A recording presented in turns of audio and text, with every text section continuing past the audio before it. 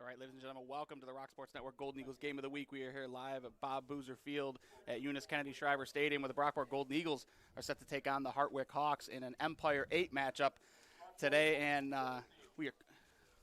the coin toss has already been completed. Hartwick won and deferred, so they will receive its second half. Brockport will take the ball first, and it will be Jason Helwig at the helm for the Brockport Golden Eagles today, as Freddie June is out today. So, Mario, what do we expect offensively from this Brockport Golden Eagles offense with Jason Helwig at the helm? Run, and run some more. And that's not against. It's not a knock against Helwig. They just earlier in the year when Helwig started, he had a little bit of trouble with turnovers.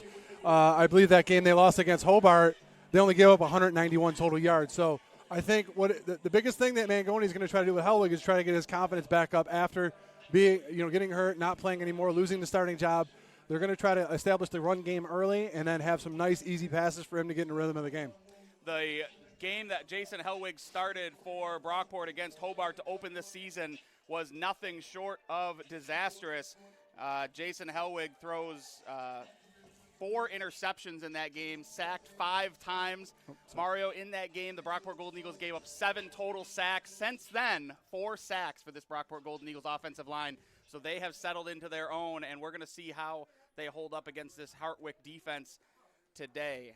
Well, that was one of the things, Ryan, that you talked about, the dynamic that June brings to the game versus Helwig.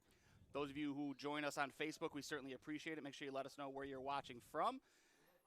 And we're going to pause for the national anthem, and we will be back for kickoff in just a minute.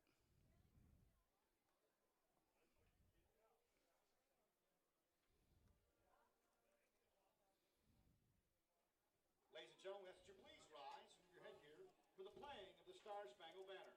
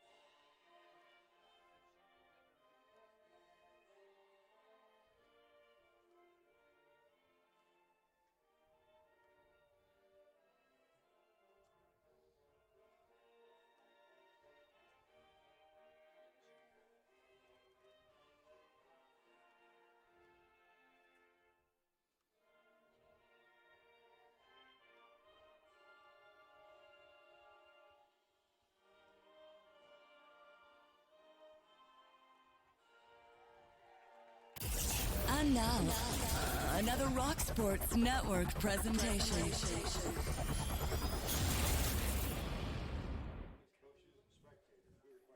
All right, we are back. The national anthem has been played. The coin toss has been done. Again, Brockport will receive to open this game. Hartwick won the toss and elected to defer. Mario, this is a game the Brockport Golden Eagles can't look too far ahead, but this is a big week going into the bye. They have the potential to be 5-1 at the break, and a few tall tasks ahead of them, Mario. They come out of the bye week playing host to Utica.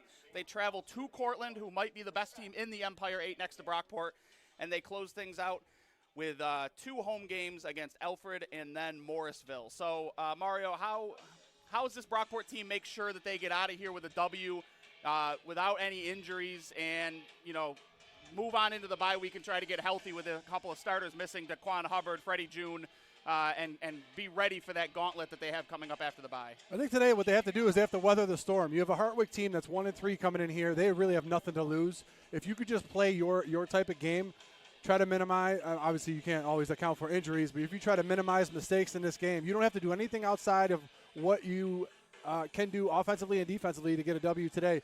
If we want to talk about common opponents, I mean, Hartwick and Brockport both played Alfred State. Very vastly different outcomes, but they both won. So it'd be interesting to see today. And we are set to kick it off here. And we are underway. It is a short kick. It's going to be going to let bounce and picked up at about the 12-yard line. Going to start to his right, and he's got a couple of blockers, and he's tripped up and knocked down at the 21-22-yard line. And that was Jaden Lambert on the return, freshman wide receiver, who's given a little bit of spark to this kick return game. And out comes the Brockport Golden Eagles, led by Jason Helwig today. Again, Jason Helwig, a senior out of Medina, 6'4", 195. And he's been served as the backup for the last few seasons here for the Brockport Golden Eagles. Jala Code in the backfield with him to start this game. And they are going with that padded 4 wide receiver set. And it is a fake to Code, and they're going to throw it. That's Joe Ortiz off to the right side. Nice quick route there for Ortiz. And Mario, timing route for Helwig coming right out of the gate. That's probably what Mangoni's are going to do most of the day. Yeah, it's a nice, very, very simple play call. Hartwick thinking that they are going to run it a lot. Linebacker's been up on the fake. Nice quick out. Hurry up offense here. And Helwig takes the snap. He's going to throw it to the outside. He's got a man out there. And he's got a blocker in front of him, and he's down the sideline. And they say he stepped out of bounds. And down the sidelines, that was Derek Chance on the return, sophomore wide receiver. 5'8", 170, so Chance has some speed on him. Got a decent block out there by Imhotep Cromer. Helwig takes a snap. He's going to throw again, and he's under pressure. He rolls out, breaks a tackle. Helwig's going to keep it. He's going to scramble forward, and he's going to get across the 45, wrapped up and dropped at about the 50-yard line. Good run there by Jason Helwig, Mario, to shake off that initial tackler and take off and go. Yeah, it was very. It seems though you see the what Mangoni's trying to do with Helwig today is one read and go. Yeah. So he had his read. It wasn't there. He wasn't going to put the ball in harm's way. He ended up making a couple guys miss and got the first down. And we talked to Mangoni earlier this season, Freddie June's first start, and he said that was the strategy with June. It was one read and go. Yep. Expect something similar today for Jason Helwig. Again, 4 interceptions in that first game, so Mangoni's not going to let him read the field too much today. And they're going to fake another handoff, another one to the outside, and that's Joe Ortiz. Another good block by Cromer, and Ortiz going to get to the sideline, make a man miss, and he's finally wrapped up and dropped by a host of Hartwick Hawks down to the 25-yard line. And Mario Helwig has this offense rolling with 5 straight pass plays. Well, you start to see the formula, though. Those are very quick timing routes. You know, get the ball and get it out of your hands, get it in the hands of your playmakers, and let them make a play. 13:45 here left in the first quarter. Brockport's rolling. Finally a hand. Oh, no, Jason Helwig's going to keep it. Fakes the handoff, breaks a tackle, breaks another tackle, and met by a couple of linebackers there down to the 20-yard line, so knocking on the door of the red zone here. Very interesting to see Hartwick with number 7, as we mentioned at the pregame, Kyle Kessler. He is their horse back there in the secondary. He's been playing the short side of the field this entire drive, basically opening it up for Brockport. And Helwig's going to hand it to Code this time. Code fights forward. He's a big guy to try to bring down. He's down to the 29-yard line. Jala Code, sophomore, 5'10", 195. Gain of 1 on the play. Going to bring up 3rd and 4 here. 13 minutes left in this first quarter. Brockport knocking on the door. Hartwick playing off once again. They could probably do one of those quick timing routes. Varying success for Brockport in the red zone this season. They are about 64% red zone efficiency, getting points, primarily due to a couple of Dustin Moyle missed field goals and a couple of untimely interceptions. Helwig's going to throw, rolls to his right. He's got a little bit of room to run here. He's going to see if he can make a move. He does make a man miss, gets down inside the 10-yard line, and he's finally knocked out of bounds at the 5-yard line. And Brockport, all of a sudden, ready to punch it in here. Going to try and get 6. And they finally bring in another running back here. And that's number 20, Sam Bergman. And they're going to hand it to Code behind Bergman. Code punches it in, and he's in for the touchdown. Jala Code. Brockport goes 78 yards to open the game here. Jason Helwig, a great drive by Jason Helwig, Mario. You can't ask for much more from your backup quarterback. No, in the first couple of pass plays that Brockport wanted to run, they had maybe 2, maybe 3 guys in the route, 1 read and go. Those last few pass plays that they had where Helwig was able to take off, they had 4 guys in the route. He made the right decision. Don't put the ball in harm's way. You have a defense that's top in the nation once again. Just take the safe play. 6 points. Dustin Moyle in to try to add the extra point. Holds down, kicks up. Kick is good. And it is 7-0 Brockport here with 12:20 left in the first quarter. It takes Brockport 2 minutes and 40 seconds to go 78 yards and get into the end zone. Our first half sponsor brought to you by Lattimore Physical Therapy and Sports Rehab. Lattimore currently offers 25 clinics throughout the Rochester area, including nearby locations in North Chili and Gates. More than 50 certified physical therapists have experience in treating most conditions and sports injuries, and in most cases are able to offer initial consultations within 24 hours for your convenience. LattimorePT.com. And we've got a couple of folks watching. Eileen Schaefer, as always, Eileen, we appreciate you joining us from Atlanta, Georgia.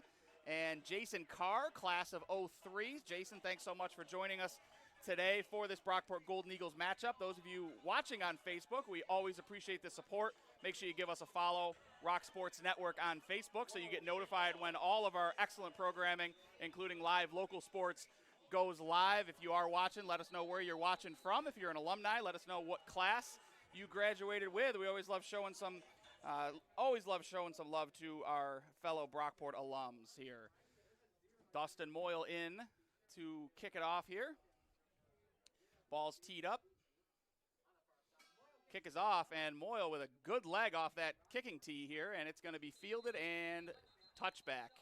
So Hartwick's going to come out at the 25-yard line, and never a good thing to try to trail and have this Brockport defense come on the field up against you, Mario. Most definitely. And you know what, going back to that last drive by Hellwig, he did an excellent job taking care of the ball. Saw a lot of guys out there that were in the cover two shell that Hartwick wanted to play. They had a lot of guys underneath that were open. I would expect Mangoni knows that as well, and he's going to probably inform Hellwig to hit those guys underneath. Quarterback for Hartwick, number 17, Grant Harmon, 6'6", 221 senior. Sorry, it's actually going to be number 14, Davian Kinlan, 6'2", 251 junior. 251. Yeah, they probably figure they might need the extra athleticism against this Brockport defense. Yeah, I was watching him in warm-ups, and got to delay a game coming right out of the kickoff. Well, I guess that's what happens penalty when you have change the quarterback. But the thing about it is he's more of a versatile quarterback, and I'm about to say this about a guy that weighs 251. He's more of a runner. Yeah. So if he happens to get in trouble back there, which Brockport has been known to do to a lot of teams, he could probably get out of there. So 12:20 here left in the first quarter still, and it is 1st and 15 for Hartwick from their own 20-yard line. And they line up in a straight set. Looks like they got a tight end in, fullback, and they're going to hand it off on a little draw play. And that is the running back, number 8, Devin Brown, 6 foot, 181 sophomore, Devin Brown. And nice little draw play. You want to take advantage of Brockport rushing the outsides as they commonly do with Mike Fox's offense. They love bringing heat off the corners. Delayed draw is not a bad idea. Andrew Covase on the tackle, gain of 2 on the play, so it's going to bring up 2nd and 13 here for Hartwick.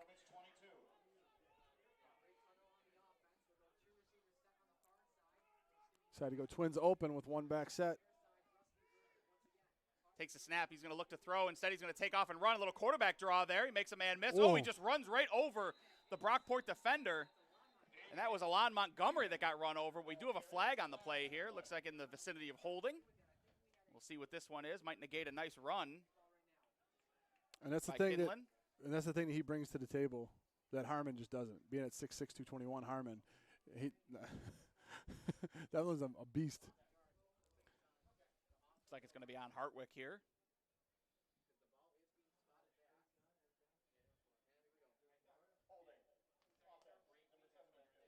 Holding, that's on the center, Dom Stanko, 6'4", 298 senior. And that's a mistake that you don't want to see from the only senior on this offensive line, is a holding penalty that negates a nice run that got him into 3rd and short situation, Mario. Yeah. But, boy, you saw the size of Kinlan going downhill, and Alon Montgomery felt it head on. Yeah, in the games that we've called, of teams that Brockport has faced, have you seen a quarterback that would lower his head to try to go into the teeth of that defense? This may be a new element for Brockport to defend today. 11:25 left in this first quarter. 2nd and 23 here for Hartwick from their own 12. And here comes the pressure from Mike Fox's defense, and he's going to get the ball off. That's a complete to number 5 on the outside. That's Rusty Verkler. I'll tell you, Verkler's got a little bit of size on the outsides here, Mario. They got 6'3" and 6'3" in Verkler and Bell. They do. And then they got a tight end, 6'5", in Steinman. So definitely some size this Brockport defense is going to have to. And the running back 6 foot, so yeah. they could flare him out. They do have a size advantage, as we've seen Brockport struggle with in the past, especially in the NCAA playoffs last year. The corners for Brockport, Booten and Hernandez, respectively, 5'8" and 5'10". So size may play a factor if Hartwick decides to throw it downfield. And Kinlan's going to try to run again, and he's hemmed in. Nothing doing that time, and that's going to be a sack. Yeah, not many options for Hartwick there. Yeah, not a lot of room to go, and that's going to bring up 4th and 20 in the punt unit here. And on comes Joe Ortiz to return the punt. So, Ryan, we got 2 backup quarterbacks, Hellwig and Kinlan, going up against each other today. Kinlan wants to run. It seems like Hellwig runs when the pass isn't there. It seems like Kinlan actually wants to. He's looking for contact. He's looking to get out of trouble. Low snap and just barely gets it off. And not a good punt, but it does take a decent Hartwick roll. We're going to take a quick break. When we come back, Brockport's second offensive drive. Make sure you stick with us. Hi, I'm Zach Ralph. We've been selling cars for more than 80 years. We're family-owned, family-run, 3 generations strong. Come see the 2020 Hondas. There's something for every lifestyle. Whatever you're looking for in your next car, you'll find it at Ralph Honda. Bill Gray's Burgers and Fish Fries are Rochester's choice because of this, and this, a lot of these, and mostly that. Gimme, gimme, gimme Bill Gray's. Hellwig in the shotgun formation. He's going to hand it off, and he's going to look to throw deep, and he's got a man down there. That's Cromer. Nice ball, and just a little too far for Cromer. But, man, that was a nice play right there, Mario, the play-action pass, and he had Cromer down the seam. He did. Very simple 3-man route. He had a crosser. He had a man on the outside, and Cromer going down the middle. He just missed him. It's going to bring up 2nd and 10 here for Brockport. 10:09 left in this first quarter. Brockport leads 7-0 after a Jala Code touchdown run, set up by a very nice drive by Jason Hellwig, 78 yards, that first opening drive. Brockport's now going to try to go 48 after a short field. Code takes the handoff, looks left, bounces back to the middle of the field, and he's finally going to be brought down after a gain of 3 on the play. Going to bring up 2nd and 7. And that's bread and butter Brockport. I mean, 2-back set, run the read option to the opposite side where the backs are lined up. Socash on the tackle for Hartwick.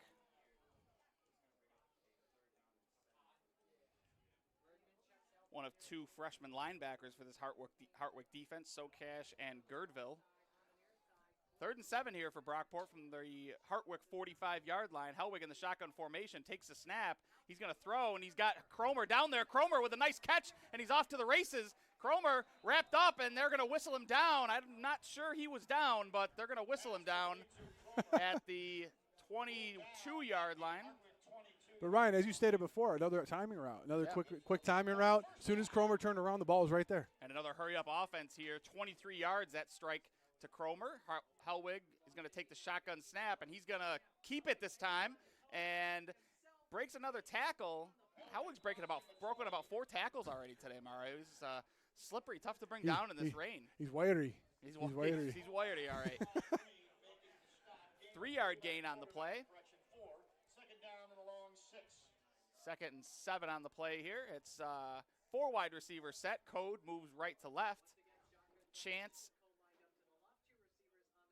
And Hellwig's going to throw. He's flushed out of the pocket. He's going to look to get it out and gets it out of bounds. Nice play there by Hellwig. Absolutely. Under pressure, just throw it away.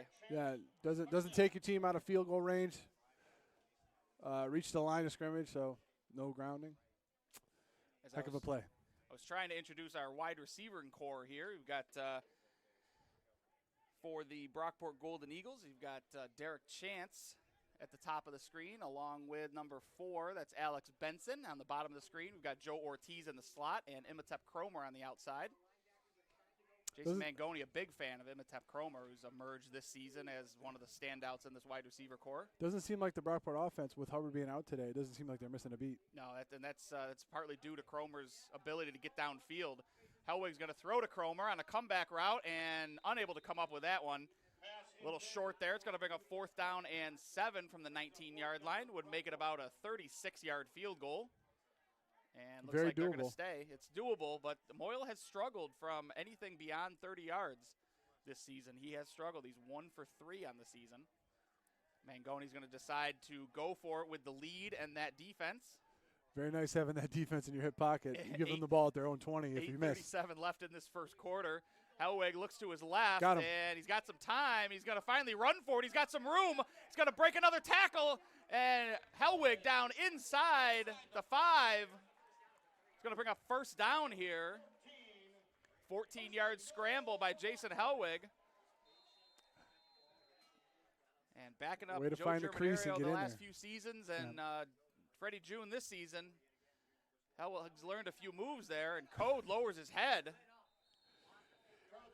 And Yeah, as we've seen a couple times on the inside run, which is one of the plays that Brockport loves to run on the inside. It seems that that's what Hartwick said. This is what we're going to take away. We're going to try to make Hellwig's arm beat us. However, his legs are the things that are really hurting Hartwick right now. Girdville with the stop on Code, loss of 1 on the play. Tom Glenn watching from Smoky Mountains of Tennessee. We appreciate you watching, Tom. Hopefully you enjoy the stream. Hellwig takes the snap. He's going to give it to Code. Code's going to get around the left side and can't get to the edge, but he does break a tackle and winds up with about a yard gain on the play. Our game sponsor, Ralph Honda, New York's finest and oldest Honda dealer, where we do it right every time. Ralph Honda, visit us online to value your trade-in, build your new dream Honda, apply for financing, or schedule service. We do it right at Ralph Honda. And Brockport knocking on the door, 3rd and goal from the 5-yard line. This Hartwick defense doing a good job on this stand here. Hellwig's going to throw under pressure, and he finally gets hit. And it's a short throw. Ooh, that was a late whistle, Blown though. dead. That was a very late whistle. I'm wondering what they were waiting on there. I don't know if they were curious if he fumbled it or it actually was a pass. So it's going to bring up 4th down here, and the field goal unit comes on. Jason Mangoni feels much better about Moyle from 22 out than he does from 39. Can't blame him there. So from the left hash, Moyle's going to try to knock it in and make it 10-0. And try to make Jason Hellwig 2 for 2 on his drives today.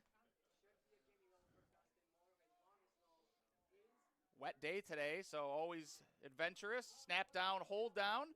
Kick is good. Dustin Moyle adds the field goal.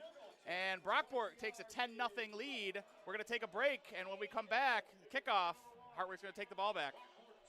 When I sprained my left knee, they did so much to help me at Lattimore Physical Therapy. With 20 locations throughout Monroe and Livingston County, pain relief is never more than minutes away. Same-day appointments available. Most insurance accepted. Call 1-888-PT-ROCHS. Lattimore Physical Therapy.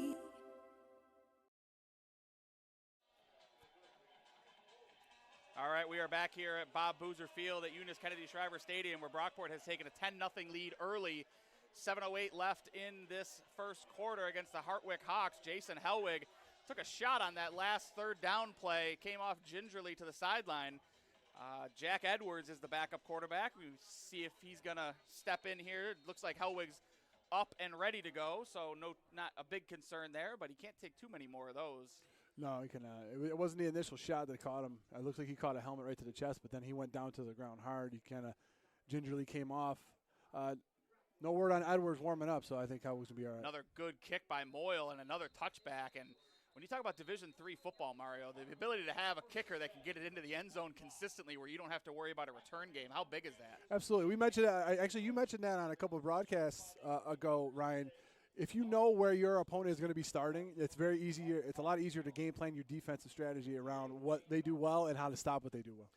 Reminder, our first half sponsor, Lattimore Physical Therapy and Sports Rehab. At Lattimore, their physical therapists enjoy the work they do and bring a positive attitude to their patients' therapy experience.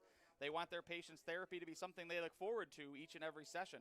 If patients tell their friends and family about their success at Lattimore, they know they've done their job. Make sure you check them out, LattimorePT.com. So 7:08 left in this first quarter. And they're going to call an offsides on the kicking team on the kick. So that's going to move Hartwick ahead 5 yards, and it's going to bring them to their own 30-yard line where this drive will get going. Yep. I mean, we had mentioned at the onset, Ryan, that long run by Hartwick that Hartwick had earlier on their first drive, they got negated by the penalty. They're averaging 9 penalties a game. Yeah. So it's one of those things where they're a team that they're 1-3. You can see that they keep shooting themselves in the foot with some of these penalties.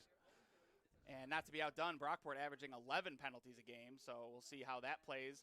And Kinlan tries to run it again, and he's met again by a host of Brockport defenders, led by number 44, Josh Greenwood Jr., 6'2", 265 defensive end. Greenwood becoming a major player on this defense after the departure of a few players from last year. And Mario, we talked before the game, it's just amazing this Brockport team, even though they lost a bunch of starters from last year, they just seem to get younger and younger. Yeah, they do. And you know, they got this defense, and they're going to retool again this year, and a lot of them will be back next year with 4 seniors on this defense that are currently starting. Here come the Kinlan horses. takes the snap, and he's going to look to run under pressure. He does take off, and good job by Raylan's Booten out there, the freshman, 5'8", Booten, and he took the legs out of Kinlan there on the tackle. Nice open field tackle by Booten. That freight train coming down the sideline. But you saw Mike Fox as well. You know, on a second down and second down and long, he brought the law firm of West and Jenkins off the corners, opening up the middle for the Hartwick quarterback to go up there. Mario, how long do you think before Fox goes to maybe putting a spy on Kinlan with as much as he seems to be running the ball? He's only thrown one pass all day. Looks to throw, and he's going to roll to his right under pressure, and he does toss it, number 9 on the catch. He's got some room to run in the middle of the field, lowers his head, and a nice tackle there by Ben Marshall, but that's number 9, Corey Sachs. Yeah, that's one of the drawbacks you have when you want to bring so much pressure on a guy. If he ends up rolling out or getting outside of that pressure, it shifts all the zones behind it. And I think you may be seeing number one example why you don't want to assign a spy is because you take a guy out of the middle. I think Brockport's team defense is so fast that you don't need to assign a spy to him. But hey, we've seen Fox do everything, and calling games here at Bob Boozer Field. Sorry, that's actually Alon Montgomery on the tackle there. Second time that he's lowered his head and made a Hartwick player pay for running downfield. Snap and run the whole way there for Kinlan, and he's met right in the hole there. And now you've got all 11 Golden Eagles. And the rugby scrum into begins. That defense there.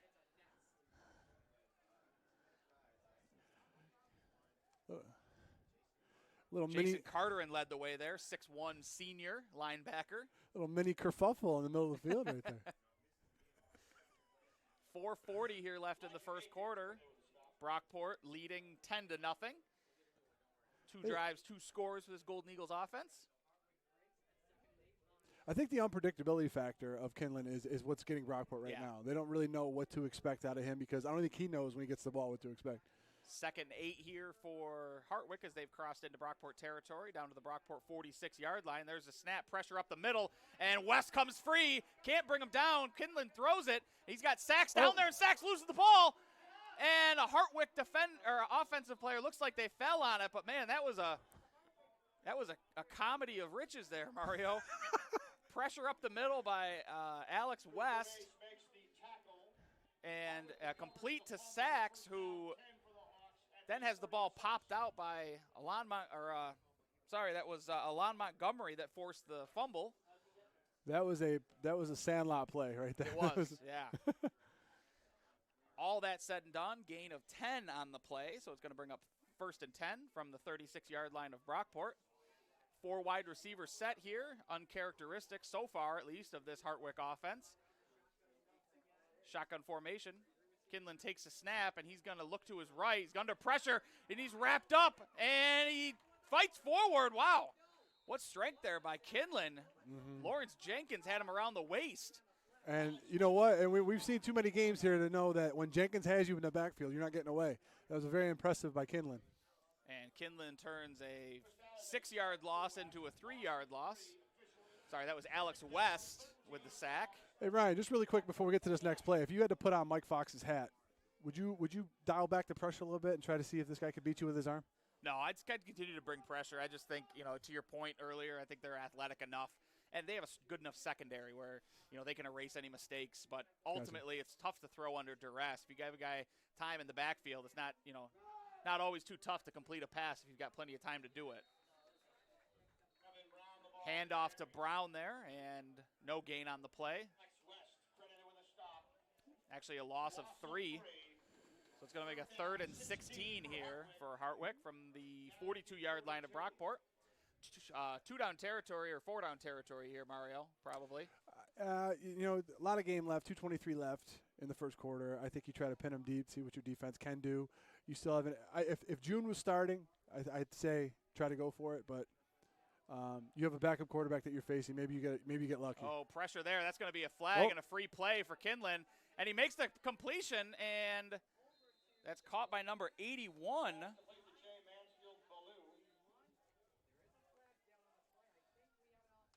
And there's definitely an offsides here on the play.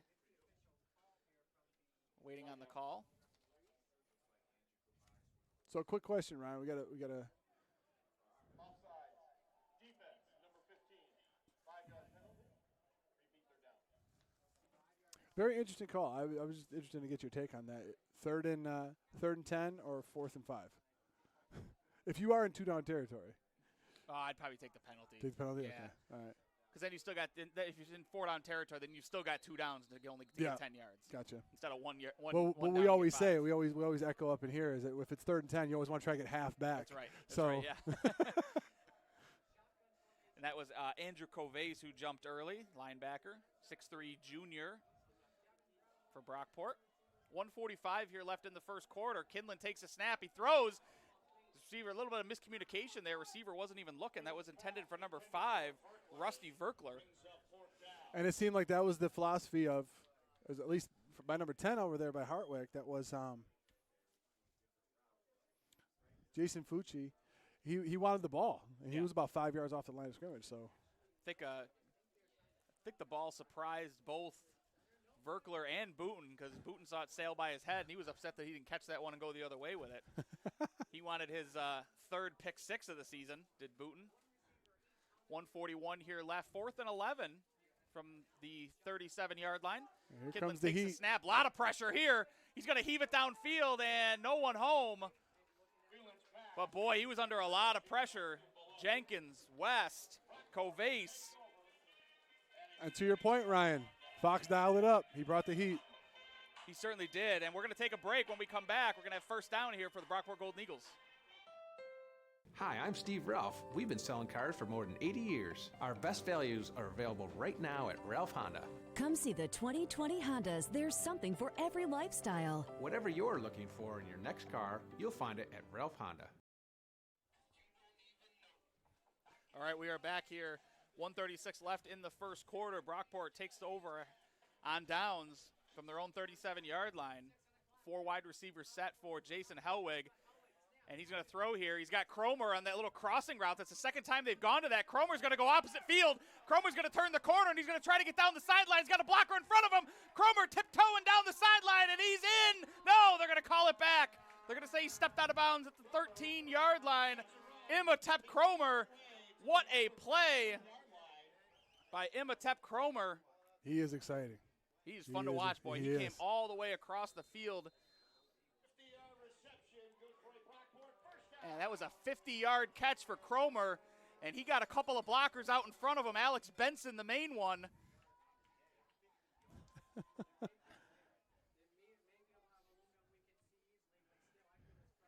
Heck of a play by Helwig on that one, staring down the defender that was coming right at him. Absolutely. And there's Code up the middle, breaks a couple tackles, spins, and he's down to the 43-yard line there. Nice run by Jala Code. That's a 9-yard carry. Sorry, an 11-yard carry down to the 3. Hurry up offense again here for Jason Mangoni, not giving this Hartwick defense any time to react to what they've got going. 45 seconds here, and Mangoni wants to punch it in before the end of this quarter. Code again, bounce to the outside, and Code, he's going to dive, and he's in. Touchdown, Jala Code. His second of the day. Another great drive by this Brockport offense. And Mario, we talk about the ability of Jason Mangoni to just go to the next man up, and it's Jason Helwig today at the quarterback position. You know what? 3 drives, 3 scores, and Brockport's ahead 16-0. It's funny. I love sitting there, and you know how I love watching the quarterback position. As that drive started to materialize, they started to get closer and closer to the end zone. You could see Helwig hopping up and down, starting to gain confidence, starting to get in the rhythm of the game, and I'll tell you, he's dialed in right now. Dustin Moyle on to add the extra point, holds down, kicks up, kick is good, And it is 17-0 here for Brockport. We're going to take a break, and when we come back, we're going to have the rest of this first quarter. Make sure you stick with us.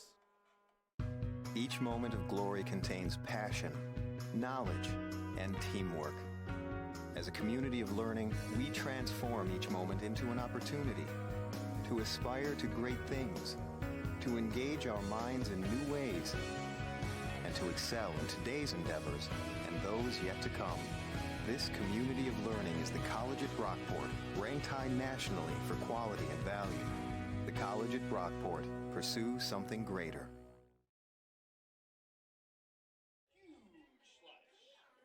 All right, we are back here for the Rock Sports Network Golden Eagle Game of the Week, brought to you by Ralph Honda.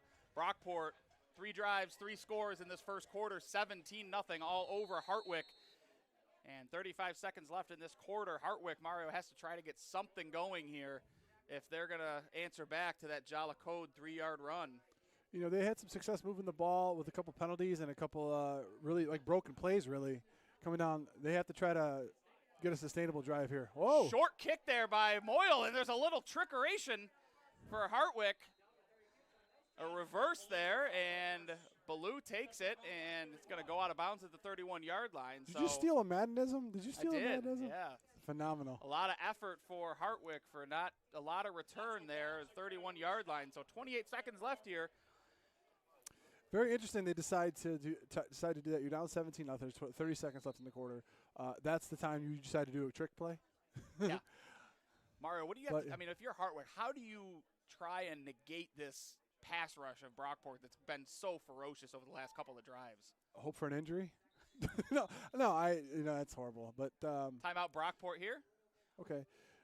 No, but I think sorry, Mario, but we're brought to you by Ralph Honda, ranked #1 in Western New York for overall customer satisfaction.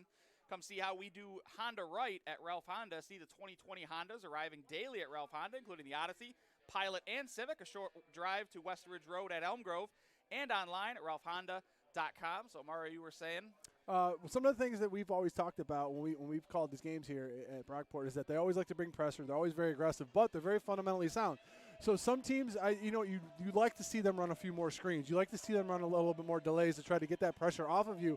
And in the times when teams have tried to test the secondary, the quarterback's under such duress, they're not accurate with their passes, and the secondary is able to pick up and turn over the ball, which leads to more points for Brockport. So I think you have to try to take advantage of the aggressiveness style of play, but it's not so easy because they are so fundamentally sound, coached by Mike Fox. 28 seconds here left in this first quarter. Brockport leading 17-0. Sports fans, you listen to his podcast on Rock Sports throughout the week now. Dan Borello is live and working overtime on the Dan Borello Overtime Show, Monday nights at 7 p.m. on the Rock Sports Network Facebook page.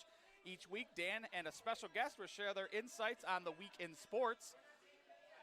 Make sure you check out Dan's show. Again, if you follow the Rock Sports Network Facebook page, you'll get alerted every time we go live with one of our great shows, as well as some awesome live local sports.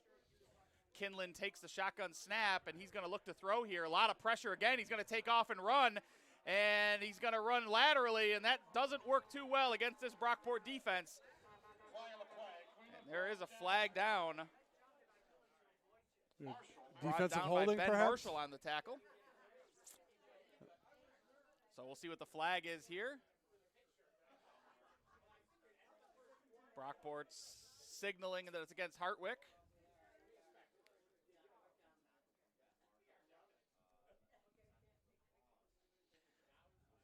Ben Marshall does a good job there.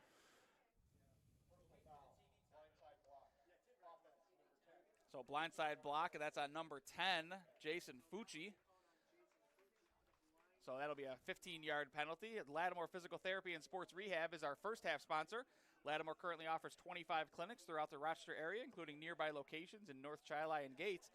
More than 50 certified physical therapists have experience in treating most conditions and sports injuries, and in most cases are able to offer initial consultations within 24 hours for your convenience. LattimorePT.com. And then another thing too, Ryan, Fucci was that receiver that was jumping up and down on that 3rd and 10 play down here for Hartwick. So he's a little upset. First and 25 here for Hartwick from their own 14-yard line. First and 26. It's 15 from the spot of the foul, so they actually lose 16 yards on the play. And I think they're going to be content with just letting this one run out and take an extra timeout to discuss what they're going to do on 1st and 26. I can't imagine they've got too many plays in the old playbook for 1st and 26, Mario. What do you try to do here offensively? You just try to get a chunk of it back if you can? Well, knowing what Fox does, knowing what Brockport is going to do, they're going to try, they're going to play this down like it's 1st and 10. That's how they're going to do it. Its coverage may be off a little bit. I mean, maybe now is the time you might want to run a trick play to try to get Brockport on their heels. Like you're right, there are not a lot of plays in the playbook for a 1st and 26. You want to try to get a little bit back. Now, what I would do on this, if I was offensive coordinator for Hartwick, just putting my hat on, I would run some plays that I think might work on a 1st and 10 or for a 2nd and 10 or something like that. I would try to go over. You got a bag of tricks that you have. Listen, let's run this, see if it works. Let's run this, see if it works. Because no harm, no foul. You're going to end up, unless you get a significant chunk on 1st down, you're going to punt this ball anyway. Right. So start of the second quarter here, Brockport leading 17-0. 2 Jollicode runs and a Dustin Moyle 22-yard field goal are the difference here. We are brought to you today partially by Bob Johnson. Bob Johnson's goal is to give you the best deal on the best new or used vehicle possible. If you're not sure what you're looking for in a new car, truck, or SUV, stop by and talk with their expert sales team. They're going to help you figure out which model fits your needs and requirements best. Bob Johnson Chevrolet, Ridge Road West in Greece. Buffalo football fans, make sure you tune in to the Rock Sports Network Facebook page Tuesdays at 5 for the Huddle Football Show, where you can get great news, views, and insight on your favorite Buffalo football team, as well as the rest of the NFL. So again, to reset the table here for you, start of the second quarter, 17-0 Brockport. 1st and 26 for Hartwick after a blindside block penalty call, and Kinlan's going to throw, and it's going to be intercepted. That's Ben Marshall. And Kinlan took a massive hit from Alex. Sorry, that was Carteron. And Ben Marshall is the recipient of the bad throw. So again, Carteron comes off the edge, lays a hit on Kinlan, and he throws it high. Ben Marshall secures it at the Hartwick 40-yard line, and Brockport is back in business. Great play there by Marshall, too. He had to dive to make that interception. Yep. You drop Jenkins back in coverage, had West take the inside rush, bull rush, which opened up the outside completely. The left tackle turned his hips in. Oh, that hurt me up here. You're not worried about number 56 bringing the pass rush on this defense, so smart move by Mike Fox, and another nice throw there by Helwig to find Imhotep Cromer, and no room to run that time after the catch, so 9-yard gain on the play. Kessler on the tackle there for Hartwick. 14:35 here left in the second quarter. Brockport trying to add another score here. So 3 wide receivers set for Brockport. And Helwig's going to take off up the middle and run, and he's knocked down. Fell a little awkwardly, but gets up. He's fine. Nice run there by Helwig. A 6-yard gain on the play. 1st and 10 from the 25-yard line.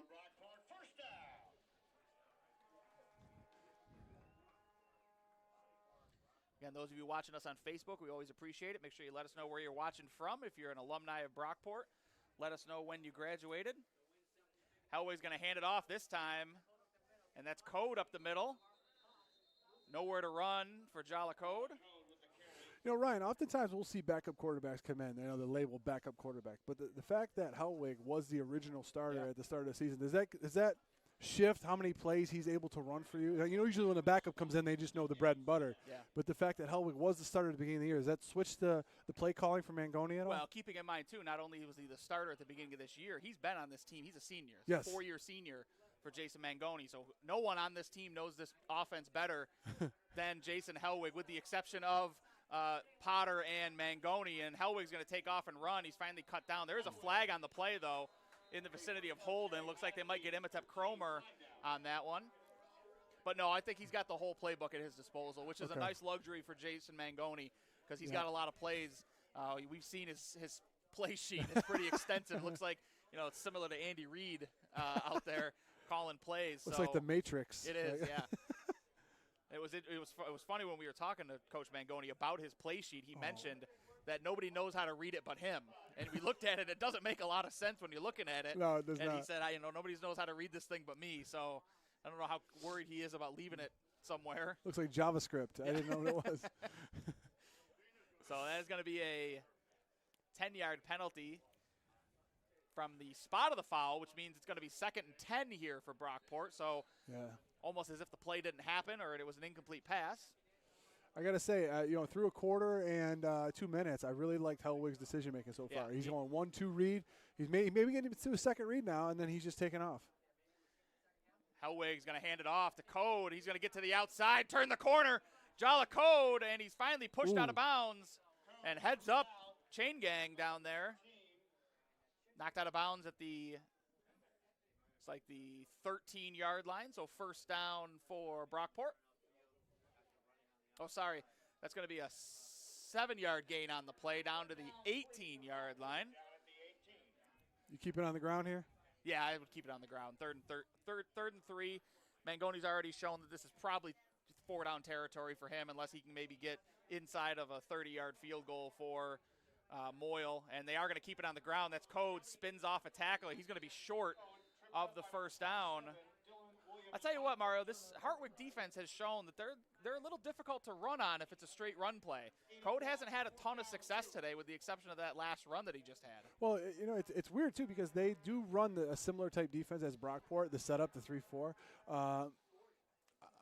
So it's you think that'd be something that Brockport would be used to going up against in practice every day, but interesting to see Hartwick's playing pretty tough on the line. Hellwig rolls to his right. He's going to throw. He's got a man out there. That's Cromer. Cromer breaks a tackle, and he's down. That's a first down, though.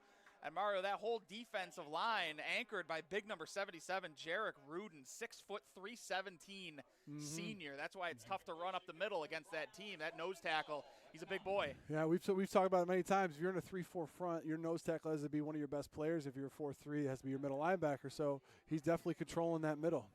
And fakes the handoff. He's going to run. He's under pressure. Breaks a tackle. He's going to keep running. Decent block out there on the outside. And Hellwig's going to set up and throw, and just outside. But, man, what a nice play there by Brockport. Great kick-out block, too. Luke Ladini somehow got outside on the left side of that team. Almost like he was in the left tackle position, but he's actually the left guard, and made a nice little block on the outside to give Hellwig just an extra second to try to double back. It looks like he pulled on that play, actually, but he does just get a piece of a linebacker to let Hellwig try to make that throw. And ill-advised throw. He probably just should have ran it out of bounds on that, but he did have a man open. That gives you a heart attack when you see your quarterback rolling to his left and that ball just keeps going and waving back and forth. 12:04 here left in the second quarter. Flag on the play. Free play here for Code. And Code's going to punch it down to the 5-yard line. But there is a offsides call here, so they're probably going to take the yardage and reset the down.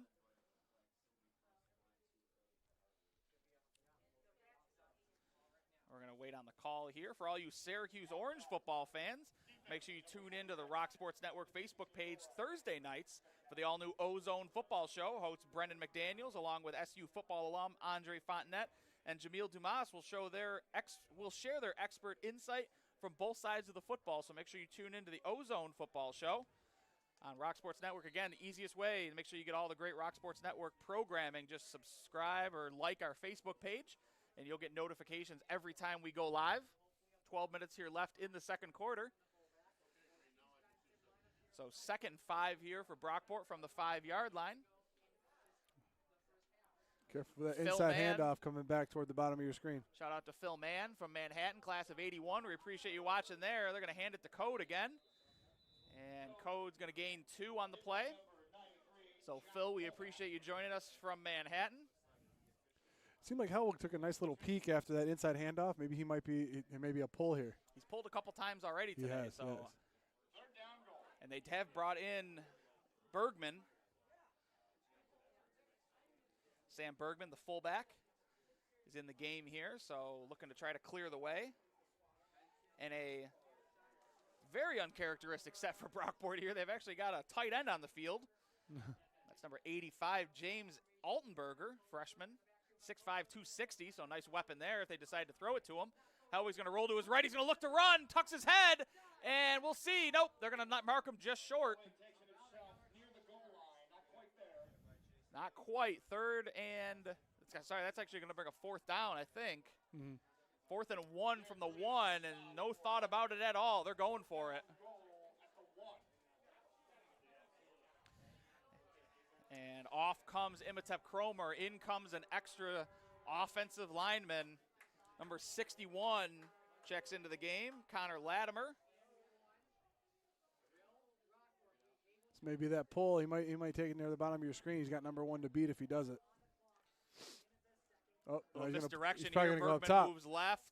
Code moves right. They're going to give it to Code. Across the left, Code punches it in. Touchdown, number 3 on the day. Jala Code from 1 yard out. His third of the day. Brockport takes a 23-0 lead. And Mario, just a straight power set. Code off the left tackle. Lowered his head. Yeah, There's not a lot of guys in D3 that are going to stop him when he lowers his head. No, they've seen that they can run outside. A little bit tougher running inside with that horse, the 317-pound horse in the middle for Hartwick, but getting to the outside has not been a problem for him today. They brought in the extra offensive lineman, and Connor Latimer ran right off his left hip, and they found success behind him and Bergman, and the hold and kick are good for Dustin Moyle, and Brockport's up 24-0. We're going to take a quick break. Make sure you stick with us on the other side. Hi, I'm Zach Ralph. We've been selling cars for more than 80 years. We're family owned, family run, 3 generations strong. Come see the 2020 Hondas. There's something for every lifestyle. Whatever you're looking for in your next car, you'll find it at Ralph Honda. Bill Gray's Burgers and Fish Fries are Rochester's choice because of this, and this, a lot of these, and mostly that. Gimme Bill Gray's. Daddy had surgery and his pain was put to ease. Lattimore Physical Therapy. All right, we are back here at Bob Boozer Field for the Rock Sports Network Golden Eagles Game of the Week, presented by Ralph Honda. Ralph done right. Mario, 10-16 left in this first half, and Brockport not missing a beat without Freddie June. Jason Helwig has led them to 4 scores on the day, 3 touchdowns, all runs by Jala Code inside of 5 yards, and Dustin Moyle added a 22-yard field goal earlier. And that's the difference here. Ben Marshall with an interception that sparked that touchdown drive. Moyle, nice kick down inside the 5-yard line, and it's fielded there. No trick on this one, just a straight return, and not a lot of success there for Hartwick. Fucci on the return. He's met and dropped at the 21-yard line, and that's where Hartwick will take over, trying desperately to get something going on offense here. So speaking of the Brockport offense, Ryan, I just wanted to ask you, knowing that June's out, you're down to Helwig, and you also have Edwards in tow. Are you concerned about the amount of running plays that Helwig is running, knowing that he is your backup? Yeah, I mean, if I'm Coach Mangoni, I doubt we're going to see Helwig after halftime. Okay. It's probably going to turn it over to Edwards and let him take it the rest of the way. We've already seen him do that with Freddie June once. Yep. So it wouldn't surprise me at all if he says, you know what, good job. Let's see if we can get some runs with, our other running backs. Rashad Lewis and guys like that are probably going to get some calls. So Kinlan throws downfield, triple coverage, and no one there. Intended for number 12, Keyshawn Bell. Kinlan, being 6'2", 250, it seems like he puts everything into every throw. He's got a pretty decent arm. It's just that the swarming defense of Brockport is not letting him set up back there at all. This question I have for you, Mario, is there a certain point where Hartwick pulls the plug and goes to a different quarterback? Well, I think the only that's a little more effective downfield. Well, we looked at the I was watching them in warm-ups. The element that Kinlan gives you is this right here. He not necessarily in this play, but he gives you the ability to run the ball. The starter coming into tonight, Harmon, he's a big dude, 6'6", 221. He's got a little bit of an elongated release. So if you're worried about the ball getting out on time, I don't know if Harmon's the guy that you want in there. He'll just be a sitting duck back there. But at 1-3, you want to see some guys. Harmon's a senior, Kinlan's a junior. You might want to see him, and you give him experience for next year. Carter on the tackle there for Brockport, so 3rd and 10 for Hartwick. Little Hartwick chant going on here in the Brockport stands, not a positive Hartwick. There's a throw by Carter and over the head of Fucci. It's going to bring up 4th down here. 9:16 left in the second quarter, and Brockport's going to get the ball back. Joe Ortiz comes on to return the punt. Again, our first half sponsor, Lattimore Physical Therapy and Sports Rehab. At Lattimore Physical Therapy, the physical therapists enjoy the work they do, and it shows in the work that they provide every day. They want their patients' therapy to be something they look forward to each and every session. If patients tell their friends and family about their success at Lattimore, they know they've done their job. Make sure you check them out, LattimorePT.com. So here's a punt from Hartwick, and a quick kick there, and scrambles out, kicks it, and it bounces at the 46-yard line and down. So bad snap on the first punt, bad snap on the second punt, Mario, and punter does a good job there, just kind of rolling out and getting it off without a block. So credit to him. It's amazing the things you do for survival, Ryan. I mean, he saw Brockport bearing down on him. He just got out of there. But with 9 minutes left, 24-0. I mean, I'll flip back over to you. If you're a Hartwick defense right now, are you trying to dial up some things that maybe outside of your comfort zone to try to force a turnover to get back into this game? Yeah, I think you're going to try and throw some kind of pressure at Jason Hellwig. I mean, he's done a good job so far, but continue to throw that pressure at him and make him make a read. And there's a handoff, and that's Justin Morrison up the middle. And just as we talked about how difficult it is for Code to find room to run, Justin Morrison in and 10 yards on his first carry. Well, yeah, most of those, it's a lead delay that you have with some of the runs by Code. He's got a fullback coming in. He's got Bergman coming in front of him. That was just straight up the gut with Morrison. So here's a first down snap and another handoff for Morrison, and he's got some room to run there.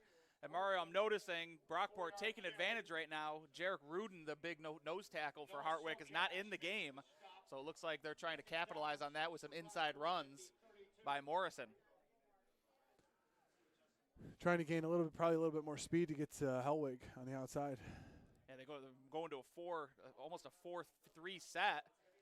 Here's another throw from Hellwig, and there's a flag down on the play. Imhotep Cromer on the catch and first down. Might be a push-off here by Cromer. Unbeknownst to us, Edwards is in the game with that attempt.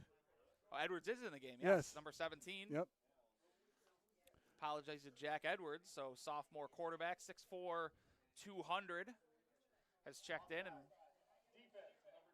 offsides by the defense, so that's going to be declined, and a first down throw and catch for Edwards. So it looks like Mangoni wasn't going to wait till halftime to make his. Yeah, we talked about Mangoni had to be worried about the amount of runs that Hellwig was putting together for his backup quarterback. So in comes Jack Edwards, perfectly capable quarterback is Edwards. Nice throw there, and he's got Cromer. What a nice throw by Jack Edwards. Threw it to that back shoulder on the crossing route. Cromer just kind of spun around and it hit him right in the chest, Mario. He couldn't. Yeah, he almost couldn't not catch it. Yeah, I was watching him warm up in pregame, and he was just zinging the ball. Yeah, he's got a live arm. He's got a cannon. And there's a flag on the play, a little extracurricular activities after the whistle. So we'll see what the call is.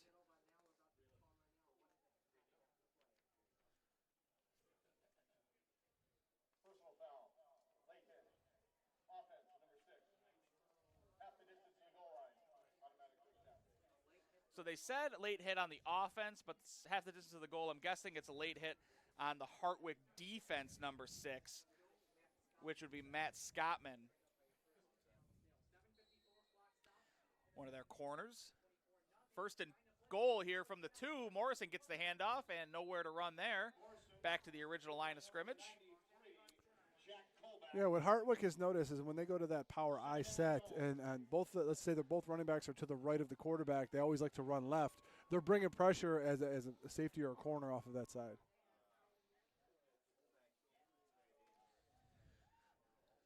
So another big set here. Brockport brings in their tight end. So if they line up, you see number 1 at the bottom of your screen, he's going to come off the edge to try to stop this run And another play. handoff, and still nothing doing there. Morrison again.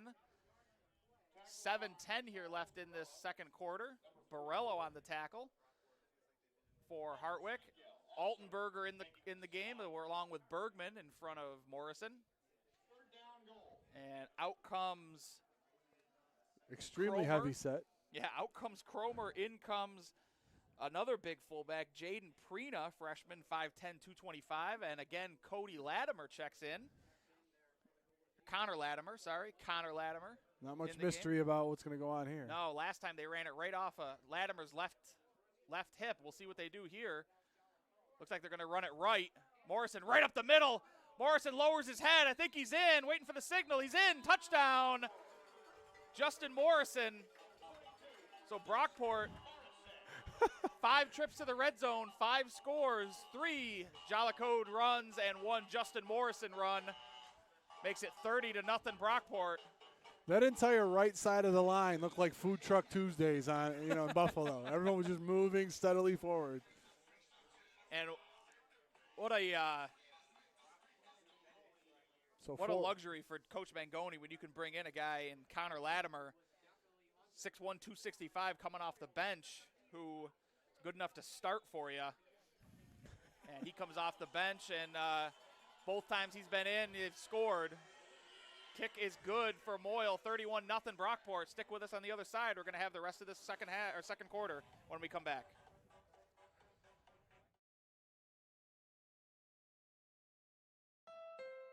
Hi, I'm Zach Ralph. We've been selling cars for more than 80 years. We're family-owned, family-run, 3 generations strong. Come see the 2020 Hondas. There's something for every lifestyle. Whatever you're looking for in your next car, you'll find it at Ralph Honda. Mommy hurt her lower back, but they got her back on track at Lattimore Physical Therapy. All right, we are back here, 6:30 left. The Rock Sports Network Golden Eagles Game of the Week brought to you by Ralph Honda. Brockport leading Hartwick Hawks 31-0. 4 rushing touchdowns for the Brockport Golden Eagles, 3 from Jollicode, 1 from Justin Morrison. And Brockport going to its 3rd-string quarterback as Jason Helwig's day looks to be done after 4 drives and 4 scores, puts them up 24-0. Jack Edwards comes in, and that offense doesn't miss a beat. Nice throw to the outside to Cromer. A couple of nice runs by Morrison, and another touchdown for Brockport. Flag down on the play, so we're going to see what this is on a touchback. Starting to get a little chippy down there. We've already seen a late hit on Hartwick. Looks like this one might be on Brockport.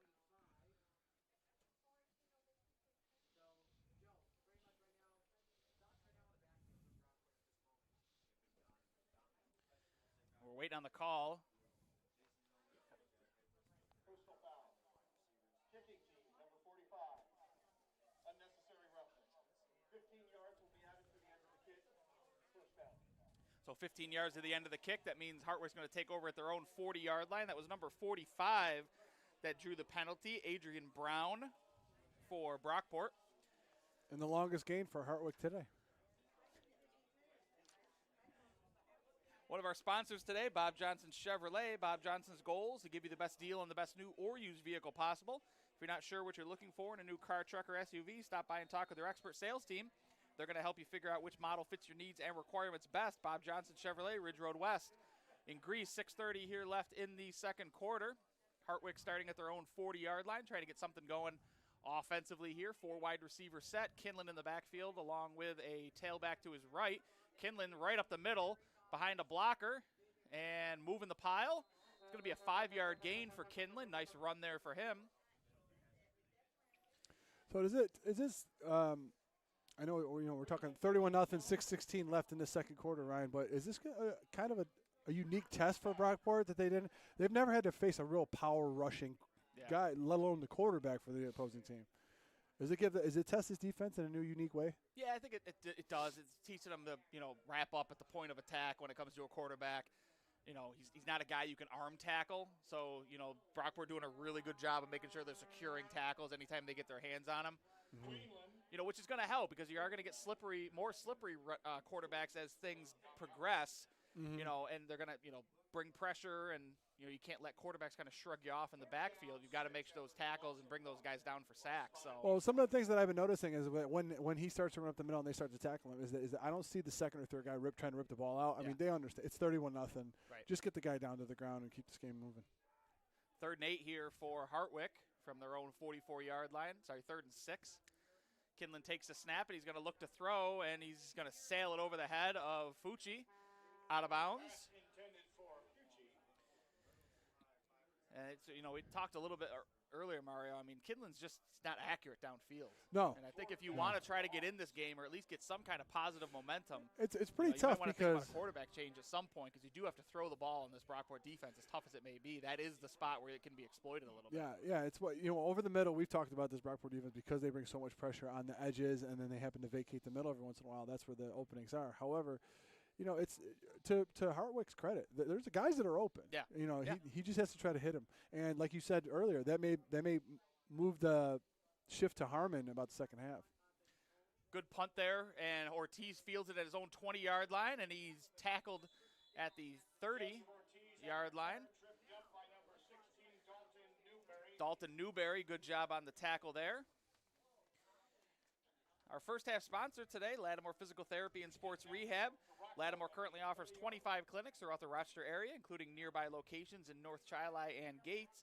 More than 50 certified physical therapists have experience in treating most conditions and sports injuries, and in most cases are able to offer initial consultations within 24 hours for your convenience. LattimorePT.com. So Mario, 5:04 left in this quarter. 2 timeouts for Brockport. Jack Edwards at the helm at quarterback position. Try to get another score here if you're Brockport going into halftime. I think you're always trying to score. I don't think they're gonna push the envelope though. If they get down to about 2 minutes, 2.5 minutes, and they're like at the 40, I don't know if they're just gonna do. Fake to Morrison, and they're gonna throw it to the outside. Nice job there that's number 6, Derek Chance. Nice stiff arm there by Derek Chance, and a good block by. I know there's some people out there. It's 31-0. 5 minutes left in the second quarter. But that's not a play. That's like not a downfield play. It's not like you're trying to. It's just a quick hitter trying to get the ball upfield. He ended up breaking a tackle and taking it down. Good block out front by Alex Benson. 4:40 left in this second quarter. He's gonna throw again. This time to Benson. Makes a man miss, and Benson's shifty. He can run. Benson finally brought down. Benson had a 4-on-1 situation there, and he made them all miss. He cut on Another a dime. Another hurry up. They're going to let Jack Edwards throw it downfield this time. He cut on a dime and gave you 9 cents change. Again, we talk about the depth of this Brockport team due to its success over the last few years. It's gotten easier and easier for Coach Mangoni to recruit guys, and he's got a wealth of talent at every position on the offense. Benson keeps this one, lowers his head. He picks up 3 on the play.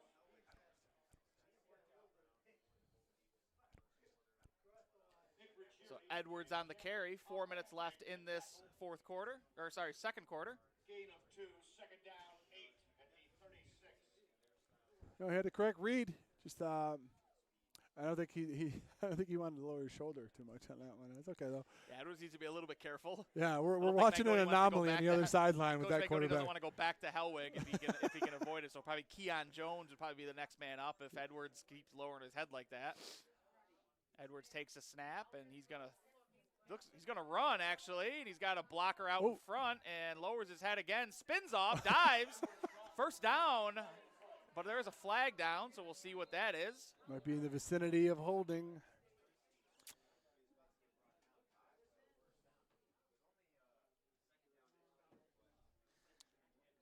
.323 left in this second quarter. Brockport putting a drive together, but we're going to see what this flag is. And as they've been most of today, the officials taking their time and making this call, letting us know what the penalty is. So, Ryan, what we've seen before we get this penalty call, we've seen Hellwig, 2-sport athlete. Yep. We've seen Freddie June, probably one of the most athletic quarterbacks that Brockport has seen in quite a while. I'll wait for the call. Holding. Offense, number 74. 10-yard penalty. Repeat second down. So they're going to get Gielli on the hold. number 74. Salvatore Gielli, right tackle, sophomore. So, I was talking about, you had Helwig, you have June, and now you got Edwards out there who is, we see all athletes at this level at Coach quarterback Mangoni position. has a type. He has a likes type. to play at quarterback, I don't want right? to say it. He's got a type. He likes to play athletic guys that can run and have strong arms downfield. Edwards going to look to throw downfield. Oh, right through the hands of Derek Chance. What a ball by Edwards. He had him. And just right through the hands of Derek Chance. Going to bring a 3rd and 18 here. Does it remind you of another 17? Yeah. Throwing the ball over the middle? Yeah. Boy, Edwards does. I mean, he's got a pretty live arm. That he does. Not easy to throw that 10-yard dig across the middle, but he put that one right on the money. 3:02 left in this second quarter.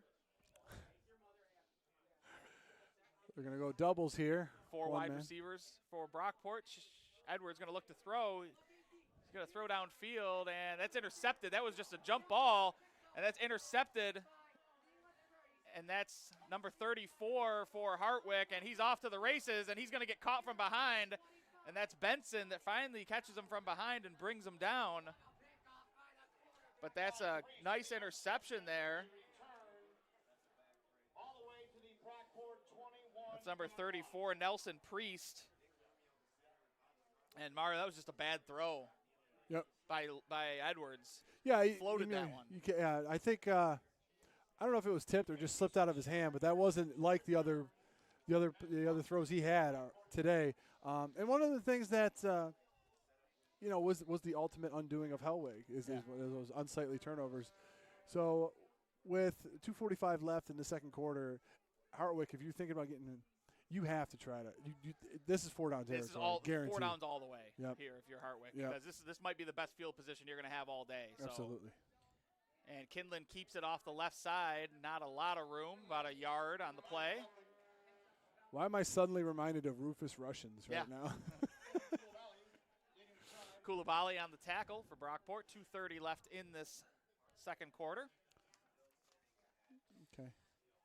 So you got a second and 9. Yep. With the inaccuracies that he's had, you still can't just take the ball out of his hands. You can't just make him not throw. You have to try to do something, maybe some timing routes underneath to try to expose the middle of this defense. 4 wide receivers set here for Hartwick. Brockport showing pressure.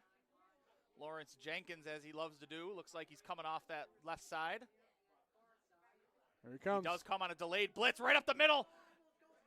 Nice completion there by Kinlan, and turns into positive yardage. But boy, Jenkins came in like a shot on a delayed blitz, but Kinlan does a nice job of sticking in there and taking the hit. Uh-oh. Looks like we have some extracurricular activities here going on.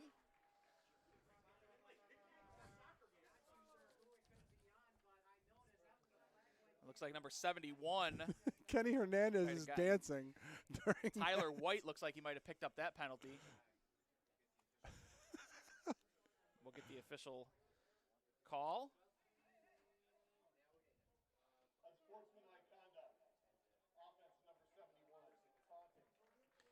That's a taunting call, so that's a 15-yard penalty. That's a backbreaker for Hartwick. Good job by our spotter, Gary, to call the number on that one early. So that's going to bring up 3rd and 18 here for Hartwick. 1:45 left in this second quarter. And Mario, you've seen Brockport draw a few of those flags this season. Just a really frustrating team to play against. They are extremely frustrating. They love to talk, but they can back that talk up. Well, yeah, we obviously we don't have mics down on the field. There could be some communication things that are going on downfield. But then when a team finally gets a good play, it's like, yeah, we finally got you. But that's been the undoing for Hartwick this whole season. They have 36 penalties on the year through 4 games. So here's Hartwick going to look left, and Kinlan's going to throw it downfield, right down the seam, and nobody on the other end of that one. Again, errant throw. Alon Montgomery. And that's like the thought second. He had a beat on that one. Yeah, there's like the second or third play that we've seen where he's released the ball and in the vicinity of a receiver, and he's not even looking. Yeah. So. Obviously, there's more communication issues going from the first quarterback to the second quarterback on the Hartwick sidelines than there is for Brockport. So 4th down play here, and the offense remains on the field for Hartwick. 1:23 left in this second quarter. 4th and 17 from the 30-yard line. 3 wide receiver set for Kinlan.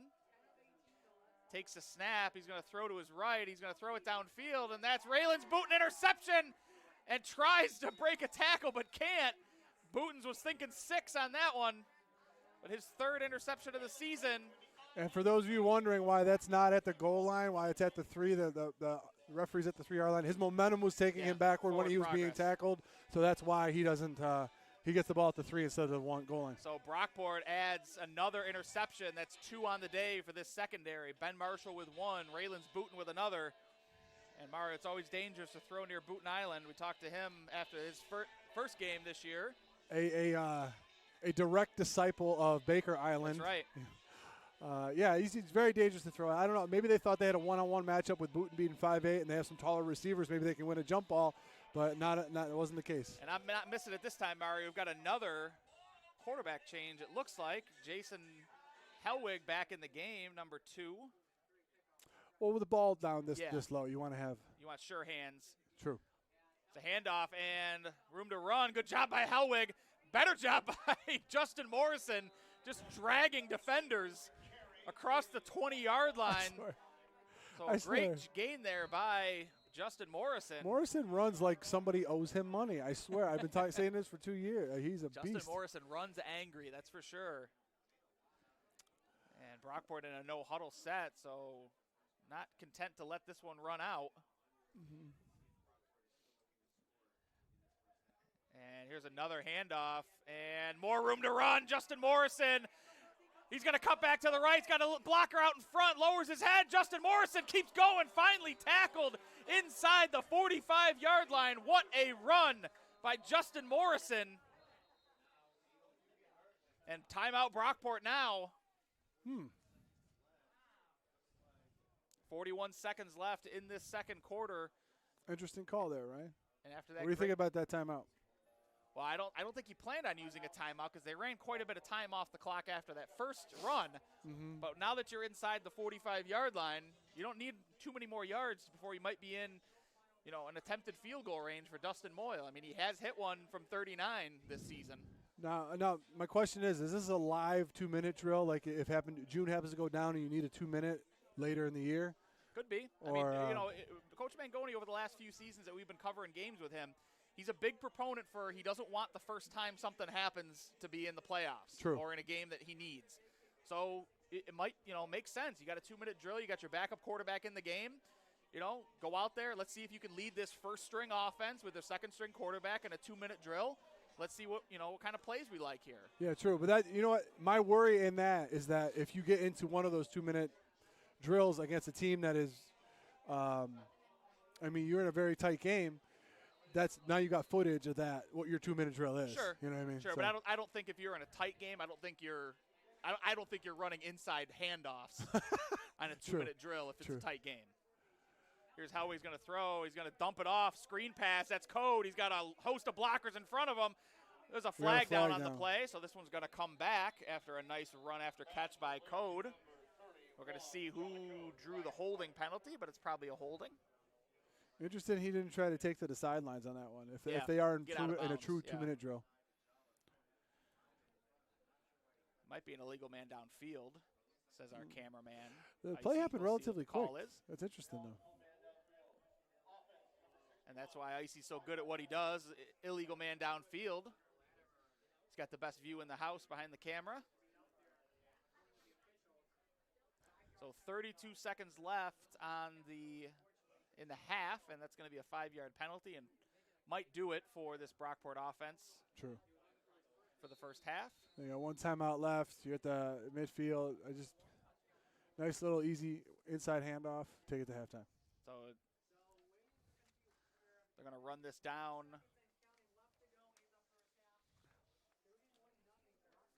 So Brockport leading Hartwick 31-0 here. 10 seconds left on the game clock, and Helwig looked to throw. He's going to roll to his left, and he's going to get out of bounds with time on the clock, and there's a flag down, so we're going to get a late hit on top of the positive yardage.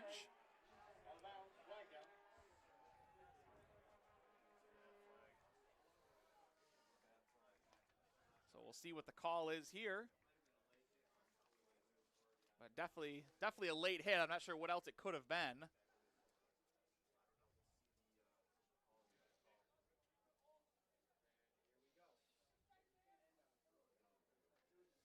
Personal foul. Defense, number 25. Late hit out of bounds. 15-yard penalty. Due to it being the end of the second quarter, there will be one untimed down. So time expired on that run by Jason Hartwick, but because there's a defensive penalty from the 30-yard line, they're going to have one untimed down. I'm going to try to kick it here. Goni's going to bring in Dustin Moyle and give him a shot at a 47-yard field goal here. And Moyle's got the leg. We've seen him consistently put the ball in the end zone on kickoffs. And why not, Mario? Up 31-0. Give the kid a shot. See if he can convert here. Doesn't seem like Hartwick's going to be coming after this too hard, so you have the opportunity to try and put a return together if he leaves it short. Snap good, hold good, kick up, and it's going to be short. Short and right, so Moyle tries it, and no good on the 47-yard field goal. That'll do it for the first half. Our first half sponsor has been Lattimore Physical Therapy and Sports Rehab. At Lattimore, their physical therapists enjoy the work they do and bring a positive attitude to their patients' therapy experience. They want their patients' therapy to be something they look forward to each and every session. If patients tell their friends and family about their success at Lattimore, they know they've done their job. LattimorePT.com. So at the end of the first half, it is Brockport Golden Eagles 31, Hartwick Hawks 0 here at Bob Boozer Field, the Rock Sports Network Golden Eagles Game of the Week, brought to you by Ralph Honda. Make sure you stick with us. We got a 20-minute intermission, and we'll be back with the second half here. So appreciate everyone joining us so far on Facebook. And again, make sure you stick with us on the other side. We'll be back for the second half.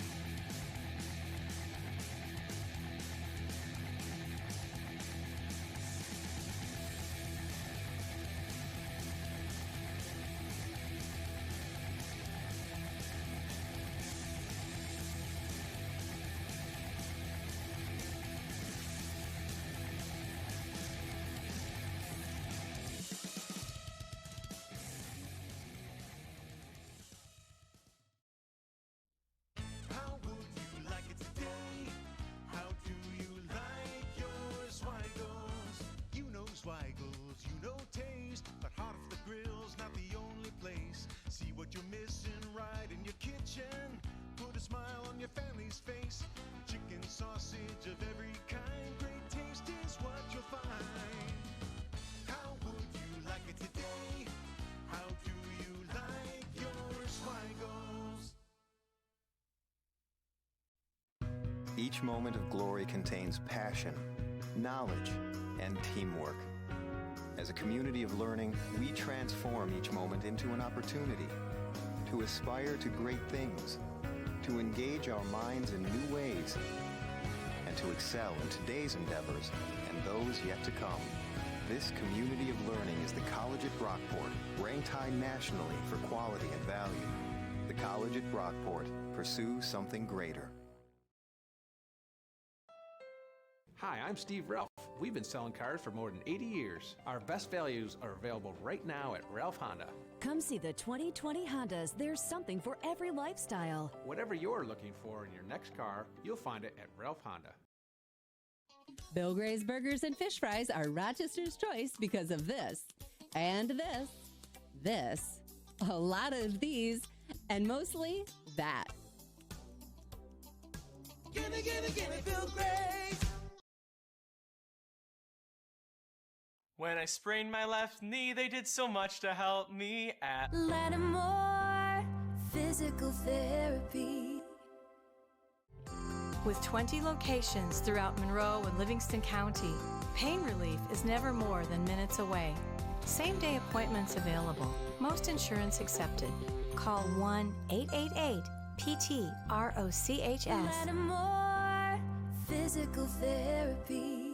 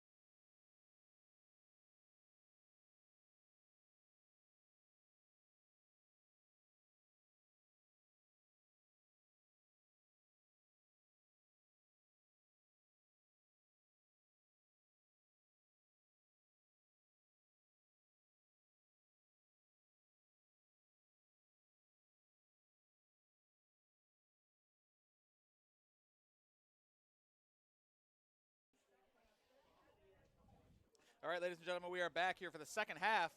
Brockport Golden Eagles Game of the Week here on Rock Sports Network, presented by Ralph Honda. 12 seconds left in this overtime or this halftime period. Brockport leading 31-0. Quick run of the stat sheet, again scoring. It's all been on the ground. Jala Code from 5 yards out. Dustin Moyle adds a 22-yard field goal. That made it 10-0 in the first quarter. Jala Code punches in another one from 3 yards out. 35 seconds left to make it 17-0 Brockport. Code one more time from a yard out in the second quarter. And Justin Morrison adds a 2-yard run to make it 31-0. And that's where we stand currently. Justin Morrison leading the way on the ground. 7 carries for 69 yards and a touchdown. Imhotep Cromer leading the way through the air. 6 catches, 118 yards for Cromer. Jason Helwig, 7 for 12, 133 yards on the day. Jack Edwards in for Helwig, 4 for 6 for 60 yards and an interception. And Andrew Covace leads the way on tackles, 5 tackles on the day. Alex West, 4 tackles and a sack. Jason Carter on 4 tackles. Raylan's Booten, 2 tackles and an interception. Ben Marshall as well with an interception. And then, Ryan, as we talked about, Brockport's defense, as advertised, their whole Hartwick's offense, 23 plays, 43 yards of total offense. They had more yardage on a 56-yard interception return than they do on the entire offense today. Brockport on its offensive side of the ball, almost double the plays, 45 total plays for the Brockport offense, 349 yards of offense. And current time of possession, Brockport 17:37, Hartwick 12:23. Brockport, one of the top teams in the nation in terms of time of possession, averaging about 38 minutes per game of possession.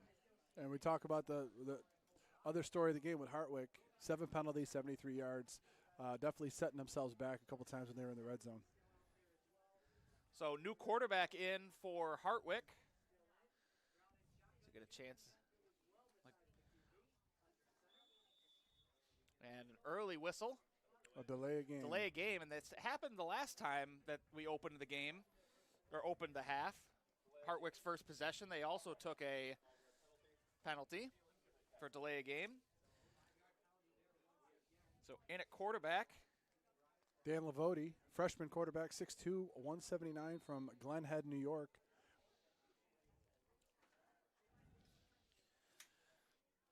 So we'll see. We did talk about a quarterback change and get a chance to look at the freshman. He's under pressure and wrapped up and dropped on his first play of the game. And Alex West tosses his towel for good measure.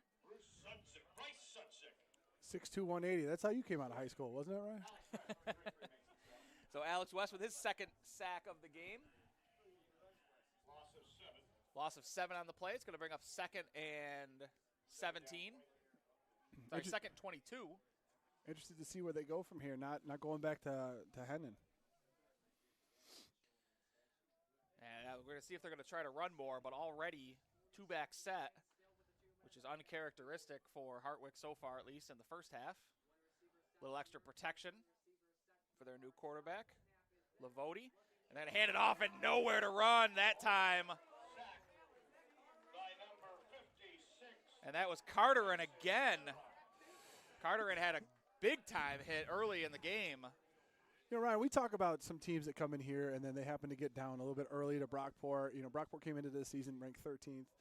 It's probably one of the best defenses this kid will ever see in Lavodi, but I don't know how running a quarterback keeper to the right-hand side helps him.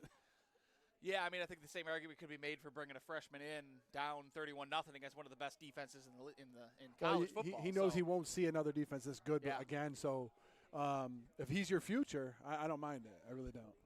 So Lavodi, shotgun formation, 3rd and 28, and more pressure, and does get the ball away that time, but not much room there. This Brockport defense just swarming.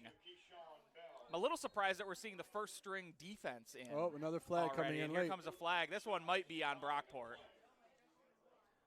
This Brockport defense. Well, I would have to ask you, their ears Ryan, back as they're good at doing. I would have to ask you, as far as the offensive versus defensive units for the Brockport, which unit would you say was the strongest right now? Well, I think the defensive unit's the strongest. Defensive units are strong. Okay, so, just as we talk about making adjustments when you come out of halftime, you definitely want to keep that pattern of the defense going. I would suspect on the second series we're going to see more of how deep this defense really is. 13-12 here left in the third quarter. We're going to see what the call is. Oh, boy. So number 13 picks up the late hit for Brockport. And that's Alon Montgomery. Brings that. Our second half sponsor today, Bill Gray's Restaurant and Tap Room. Every Tuesday is Great Plate Tuesday at Bill Gray's. Just $7.99 for 2 Bill Gray's cheeseburgers on top of home fries and mac salad. Loaded with your choice of toppings, including Bill Gray's famous meat hot sauce. Great Plate Tuesday every Tuesday. Gimme, gimme, gimme Bill Gray's. There it is. So it's a 1st and 10 here for Hartwick. They earn a first down the easy way through a penalty. Your Bill's Gray call. I'm putting that on my phone for my ringer. I'm going to do that. All right. So Hartwick will have a fresh set of downs to try to get the ball moving. It looks like they're going to a Twins open set with a tight end.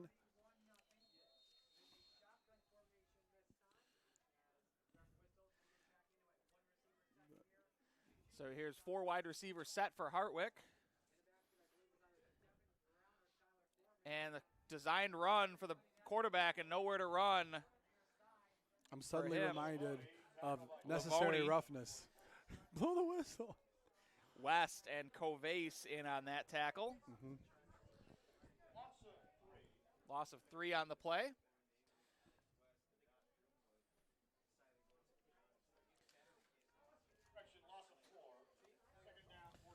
So Brockport with a schedule ahead of them. They bye week next week, so they get a well-deserved break, moving to 5-1 on the season. Going to be back home on the 26th against Utica College. Utica's a relatively strong team so far this year. They've beaten St. Lawrence and Buff State. Got a game with St. John Fisher today. We'll see how that pans out. And downfield, and that's intercepted by Booton, but a flag down on the play, so we'll see what the call is there. Oh, it looks like it's going to be a pass interference on Booton prior to the interception. But once again, a lot of them want to. I guess they just may see freshmen on the roster. Say, let's test the freshmen out. Yeah. And it's a very big mistake. So after Utica, Brockport is going to again host Alfred University, and that is a 15-yard penalty on Booton. So Alfred, the Saxons are going to come to Brockport. Currently at 4-1, 1-0 in the Empire 8, but next week a big matchup between them and Cortland. They are off this week, but next week they are going to play at Cortland, so that'll be a good old-fashioned slobber knocker that they've got going on in Cortland next week, and the winner of that is going to take a stranglehold of the Empire 8 until they face off against Brockport. Thank so you, again, Jim Alfred Ross. on November 9th. Brockport, after they face Utica, they're going to go to Cortland. And Cortland undefeated currently at the time, 4-0. And they've run roughshod over Buff State and Utica, common opponents, by the time that rolls through. So again, senior night is going to be on Saturday, November 9th against Alfred, and then they're going to close the season against Morrisville State in Morrisville. Yeah, I think by the time they get to that Cortland game, there's not going to be much mystery between the two teams and the common opponents, and the game plan for that, I think it's going to be very interesting. And big pressure, and finds his way out of trouble, and he's going to throw it downfield. He's got a man down there. Nice completion. He's off to the races, and a couple of Brockport defenders finally bring him down. Lavoni with a nice play downfield. So Covase finally brings him down. Ryan, we talk about this. They come out of the half, defense, you got them. You stopped them. You held them to 4th down. Then you have a personal foul call, unnecessary roughness. Then you have a pass interference. Now you have a breakdown in coverage.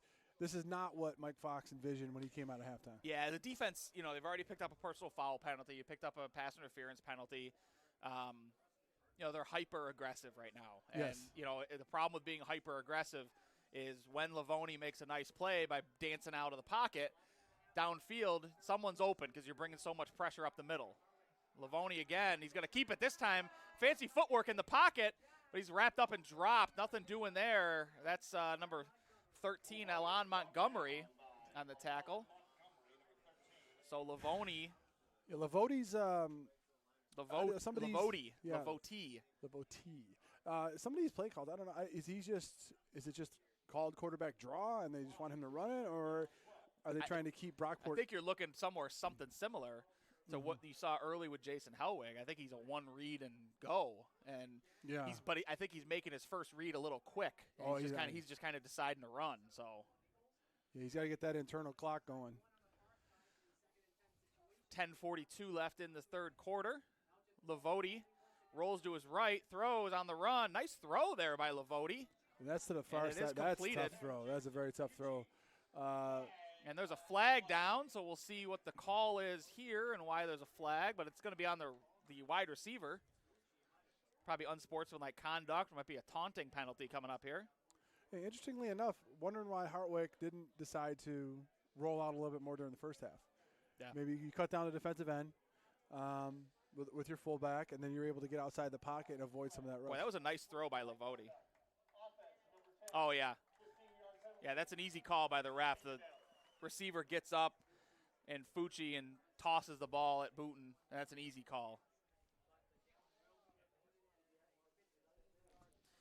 So it's going to be a 15-yard taunting penalty, so negate what has been a decent drive for Lavoti.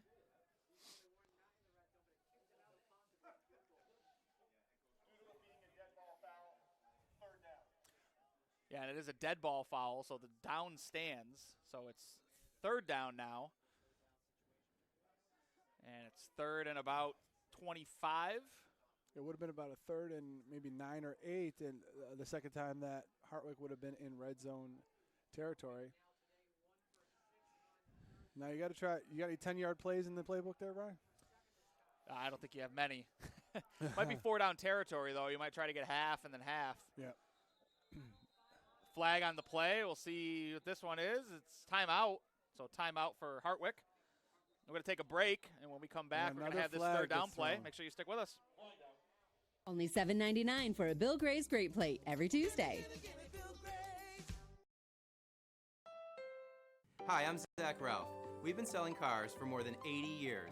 We're family-owned, family-run, 3 generations strong. Come see the 2020 Hondas. There's something for every lifestyle. What you're looking for in your next car, you'll find it at Ralph Honda. Mommy hurt her lower back, but they got her back on track at Lattimore Physical Therapy. All right, we are back here. Bob Boozer Field. And the entirety of the timeout, the referee staff decided that there was, in fact, not a flag down on the play. So flag thrown, and 30 seconds later, no flag thrown. So there was a timeout, Hartwick. So we're going to take that timeout now. While we do that, a reminder of some of our sponsors today. Our title sponsor, Ralph Honda, New York's first and oldest Honda dealer, where we do it right every time. Ralph Honda, visit us online to value your trade-in, build your new dream Honda, apply for financing, or schedule service. We do it right at Ralph Honda. So now there's another flag on the play. And not even on the play. Both teams are at the sideline.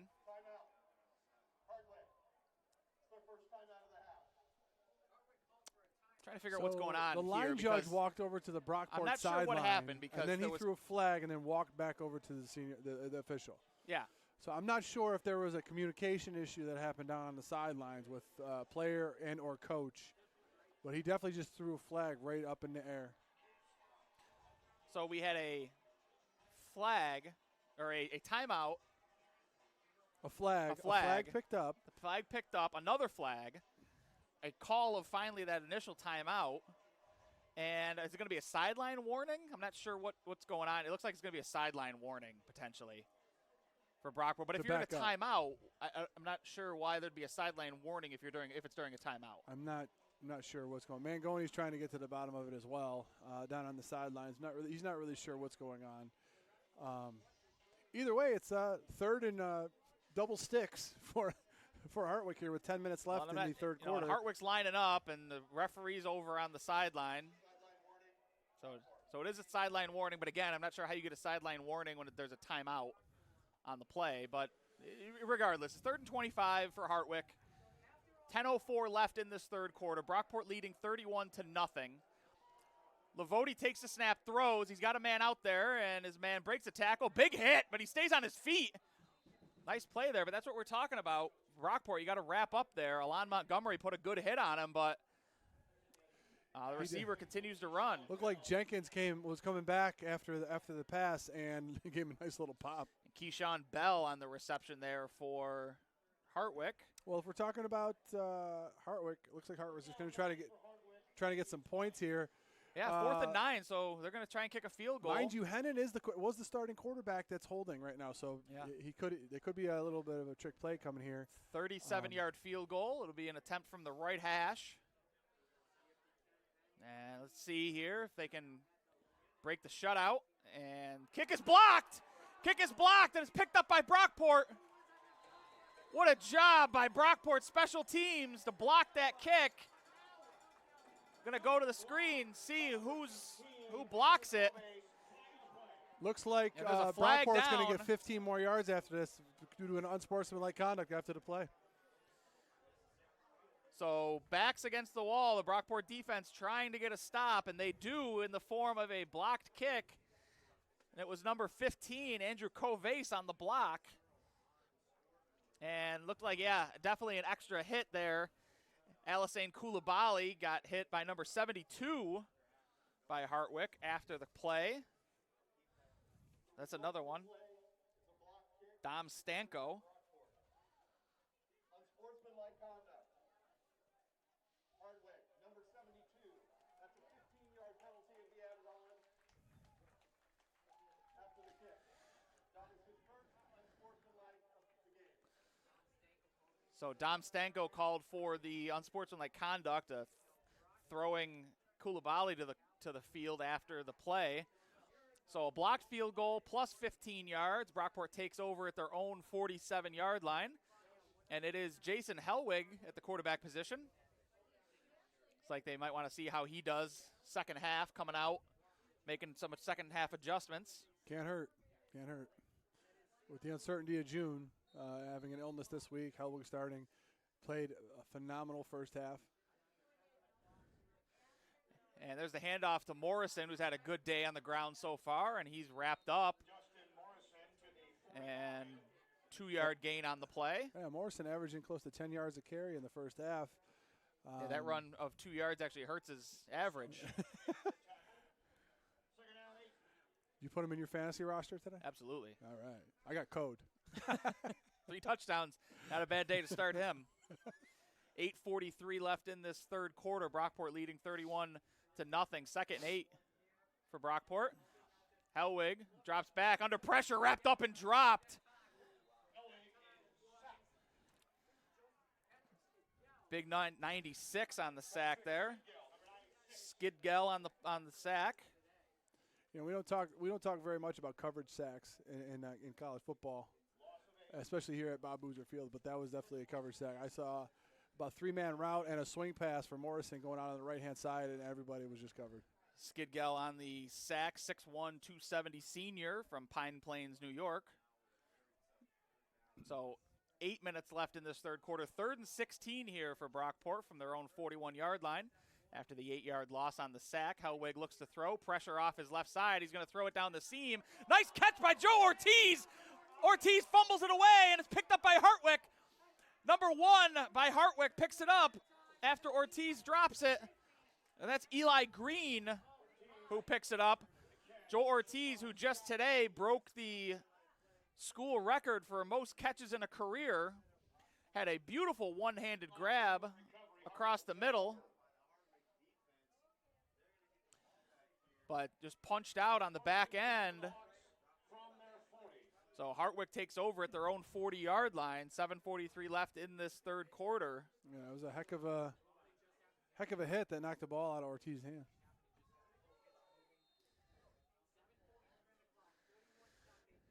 So 1st and 10 here for Hartwick with their new quarterback, Lavoti. Brockport seems to be playing a cover 4. They're way off the wide receivers. They're not playing, they're So they're almost daring Lavoti to throw. We have a lot of speed to pressure get coming up right there. up the middle. They're bringing everybody. Lavoti keeps it wrapped up and dropped by Lawrence Jenkins. And Lawrence Jenkins, he's a guy you're not going to break an arm tackle from him. No, and one of the things that we talked about, Ryan, when you switch quarterbacks, especially when you go to a backup, and now we're talking about a freshman, perhaps he doesn't have the whole gamut of audibles to check out of a play if he wants to. So if he would have saw that guy was wide open, you don't have that chemistry built with your wideouts. Yeah, because the way that those corners were playing off, that's an easy hot route call. Get in his hands as fast as possible. You have 5 yards before he touches you. Yeah, that's the receiver just turn around and catch it. Exactly, yep. So Lavoti now, they bring an extra blocker back in for him. Good protection there, and there's a jump ball, and good coverage there by Booten. Ballou, the intended receiver, number 81. For the few passes that he has thrown, Ryan, what do you think of Lavoti's accuracy today? He's throwing where he needs to throw it. He doesn't seem to have many balls that are sailing past his receivers like you saw with Carter in the early stages of this game. Yeah, a really nice strong throw down on the sideline here before that unsportsmanlike or the taunting penalty. Mm-hmm. More pressure coming and nothing doing there. Lawrence Jenkins once again. And it was that law firm you like to tout, Mario, Jenkins and West. The law firm of Jenkins and West meeting at the quarterback. So it was Jenkins and Carteron and West were all around Lavoti on that one. 6:30 left in this third quarter, and Hartwick's going to punt it away, and their punt unit has been an adventure to say the least today. And too, Ryan, the games that we have watched, it seems like there isn't a team that has accounted for the speed and or the aggressiveness of this Mike Fox defense. Short punt, and it's going to take a Brockport roll, and it's going to be down. There's a flag down on the play. Two flags on the play, actually. So 6:05 left in this third quarter. Brockport's going to take over. It's just a matter of where they're going to take over after a couple flags down. You busy tomorrow, Ryan? Because with all these flags, we might be here till then. Yeah. Just saying. Well, especially since the referee group appears to need additional time after every flag that they throw to figure out what exactly they threw the flag for. Does he have a surface with him on the field?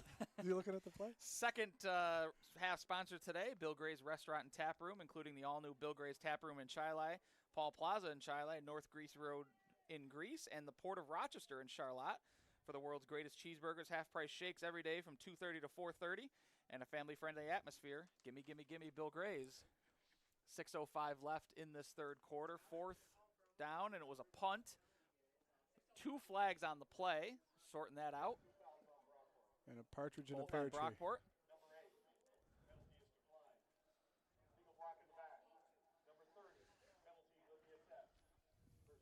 So a holding on Brockport, and then a block in the back on Brockport, and all that equates to the same thing, a 10-yard penalty, and so Brockport's going to take over. I have a question real quick. Like you said, 6:05. With this team, and we made a remark earlier that this Brockport team is young. They just keep, they don't rebuild, they reload. You got all these young guys. To see all these penalties, pass interference, block in the back, holding, an eligible man downfield, those seem like young player penalties. How much would you stress that if you were Mangoni and talking to your team next week? Well, I think we've seen with this Brockport team over the last few years that it kind of comes with the territory for them. Mm-hmm. They're historically a high penalty team. They have a lot of penalties. I understand that, but the penalties that are in question usually that we see are running backs running near the sideline, steps out, and then because of the aggressiveness that the defense that they play, he knocks him out of bounds. Oh, it's an unsportsmanlike conduct. But that's an aggressive play. I'm not talking about a hold, blocking the back. Things like those I think are more mental penalties than they are, because you're up 31-0. The focus tends to die down a little bit. Just as much as it does if you're down 31-0, the focus tends. That's why we're seeing penalties on Hartwick too. Yeah. Yeah, I mean, Coach Mangoni never, he always stresses that you can't have penalties like that after games. But again, I think it just comes with the youth, and it comes with the aggressiveness that they tend to play with. Okay. So man in motion here for Hellwig, and he's going to hand it off to Morrison. Morrison finds a little seam and cuts up. And that's going to be a 7-yard run on the play from Morrison. So good job by Morrison there, who's been the most successful back so far today for Brockport. Brockport right back to the line. And that hurry-up look that they've been giving over the course of the game.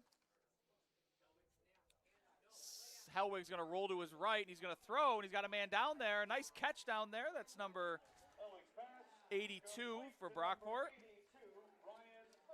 And that's Ryan Murray on the catch. Very simple levels concept. He rolling out to his right. He had a quick out and a deep post corner, 2-man route. You read that the corner was playing off about 5 yards. Hit him. First down. Hellwig takes a snap. He's going to fake it to Morrison, throw it outside to Ortiz, and Ortiz has a couple of blockers out in front of him. Ortiz with a nice move, and Ortiz finally knocked out of bounds at the 10-yard line. So that's inside the red zone for Brockport.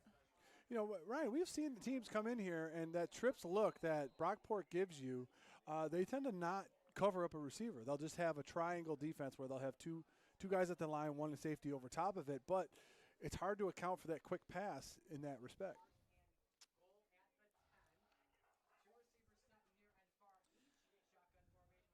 And Morrison's going to take the handoff, try to get around the edge, and there's a holding call, 2 flags down, both in the vicinity of holding. And I think they're going to get Salvatore Gielli again on the hold on that right side.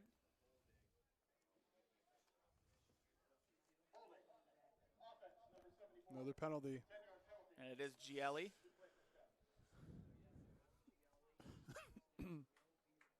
I think one of the reasons why we tend to overlook some of these penalties that Brockport does have is the fact that they're able to climb out of the holes that they put themselves in because they are so talented.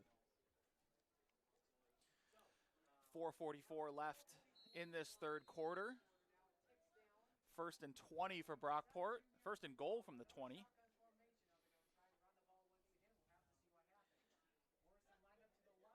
Hellwig takes the snap, and he's under pressure, and he's wrapped up and fights forward and finally dropped.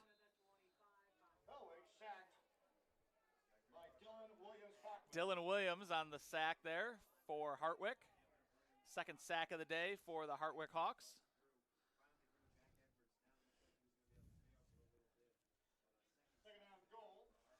Four minutes left in this third quarter. Brockport still leading 31-0. It's a 2nd and 25 after the sack of Hellwig. So OC Laso, do we run it twice, kick a field goal, and then try to burn down to the fourth quarter? No, I think they're going to throw it as they take off. Hellwig rolls to his left, and he's going to finally fire to Derek Chance. Makes his first man miss, makes a second man miss, wrapped up and dropped inside the 5. At the 5, they're going to call it. Great play there by Jason Hellwig to roll out and buy himself some time. And a nice throw on the run to Derek Chance, who then makes a couple guys miss and does what he does and gains 21 yards. Yeah, 21 yards on the play. He's so shifty, isn't he? He is, yeah. He's fun to watch when he gets the ball in his hands. Ortiz off, Chance off. That's going to bring in Bergman. And they're offset. And Hellwig's going to look to the sideline, get the call. Trying to get a read on the defense. Looks like they're playing man across for Hartwick.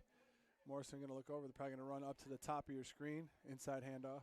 Hellwig's going to roll to his left, and he's going to throw it and just throws it away.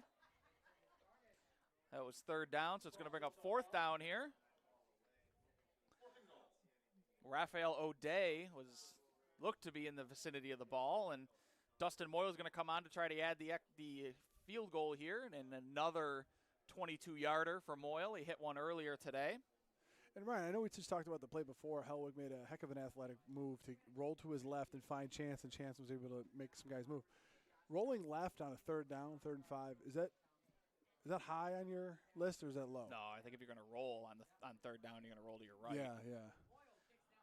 Moyle kick is up and kick is no good. He shanked it left on that one, so Moyle 1 for 2 on the day.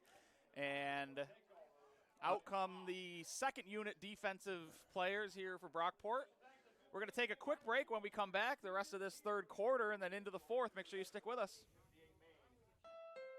Hi, I'm Steve Ralph. We've been selling cars for more than 80 years. Our best values are available right now at Ralph Honda. Come see the 2020 Hondas. There's something for every lifestyle. Whatever you're looking for in your next car, you'll find it at Ralph Honda. Bill Gray's Burgers and Fish Fries are Rochester's choice because of this, and this, a lot of these, and mostly that. Gimme Bill Gray's.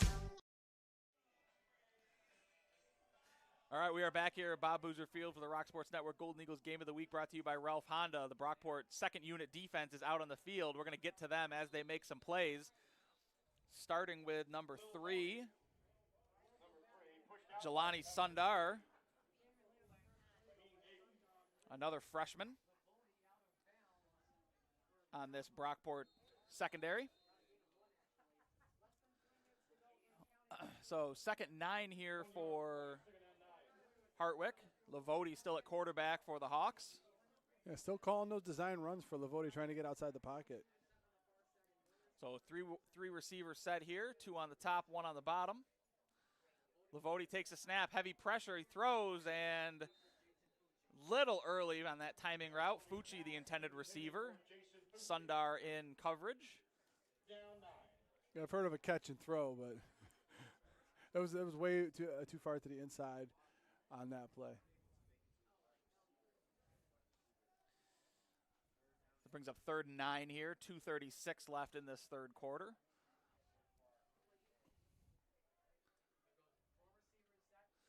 Four wide here for Lavoti. Brockport looking to bring pressure here. Shocker, right? And a lot of pressure up the middle, and he throws, and that's a little high for Fucci. And that's going to bring up 4th down, and looks like the punt unit here for Hartwick. Joe Ortiz on to return for Brockport. 2:33 left on the clock here. Brockport 31-0. Hartwick got the ball back after a Dustin Moyle missed field goal. A 22-yarder went left. It leaves him 1 for 3 on the day. So Ortiz standing just beyond the 50-yard line on this return and almost blocked again by Brockport. That one takes a pretty good Hartwick bounce and finally going to go out of bounds at the 39-yard line. They're going to mark it up at the 40.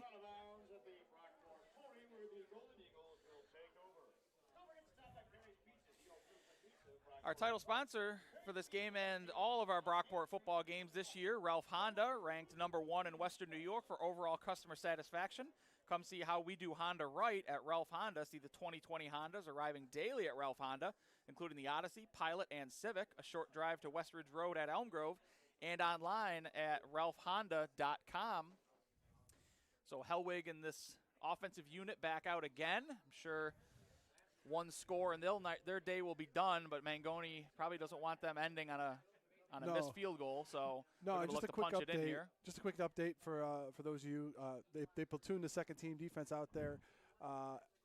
Alan Montgomery does have ice on his right knee. He seems to be walking around fine now, but just as a precaution, I'm saying may have tweaked it on one of those last series, but just to let you guys know, keep you updated on the injuries going on.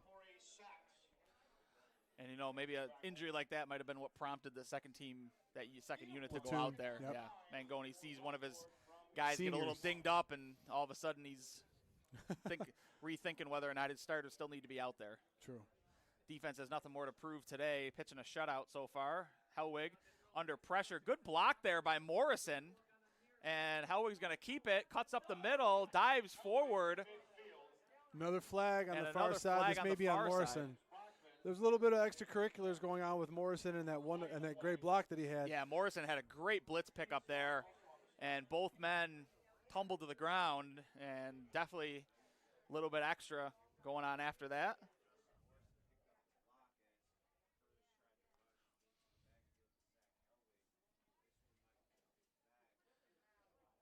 So we'll see. It was an awful late flag if it was a holding on Morrison. And No, I really think it was opposite more side both. of the field. Yeah. There's probably both those guys were, engaged behind the play, nowhere near where the play is. It's just. Looks like it's going to be against Brockport. Dead ball. Personal foul. Unnecessary roughness. Number 22 of the offense. 15 yards will be assessed from the end of the run. First down. So first down on the play, but 15 yards. I think that benefits dead ball. Brockport, but because I think that happened while the play was still going on. Yeah. I don't know if that was a dead ball foul after the play. But so it's going to be 1:43 here left on the clock. 1st and 10 for Brockport, but 15 yards back from their original first down, so to their own 35-yard line here. 4 wide receivers set for Brockport. Hartwick takes the snap, and he's going to stand in the pocket.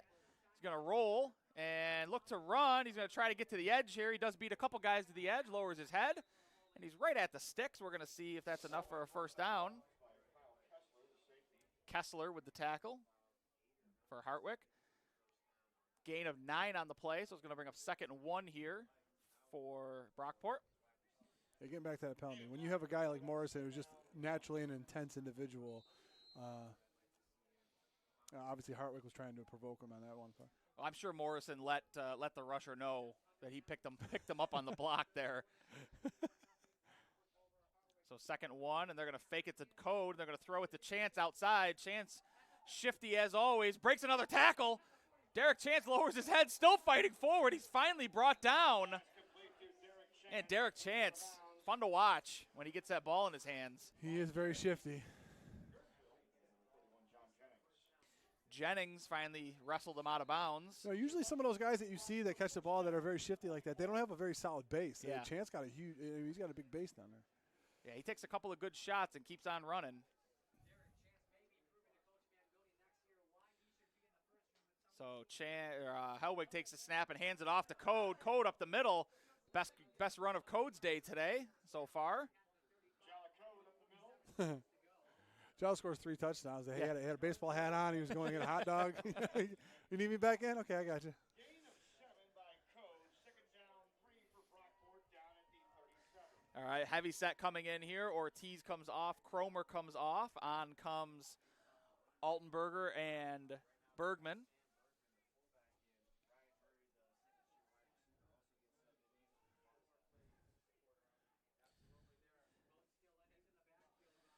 Murray and Benson on the field now. Hartwick's going to throw off the hands of Murray and almost intercepted. Number 21. Hartwick coming with a jailbreak. Gingalis almost came up with that one. Hit him right in the chest, but he wasn't expecting it, so didn't catch that one. 3rd and 3 here for Brockport from the Hartwick 37-yard line. Out comes Altenberger. In comes the sure-handed Joe Ortiz. 7 seconds left in this 3rd quarter.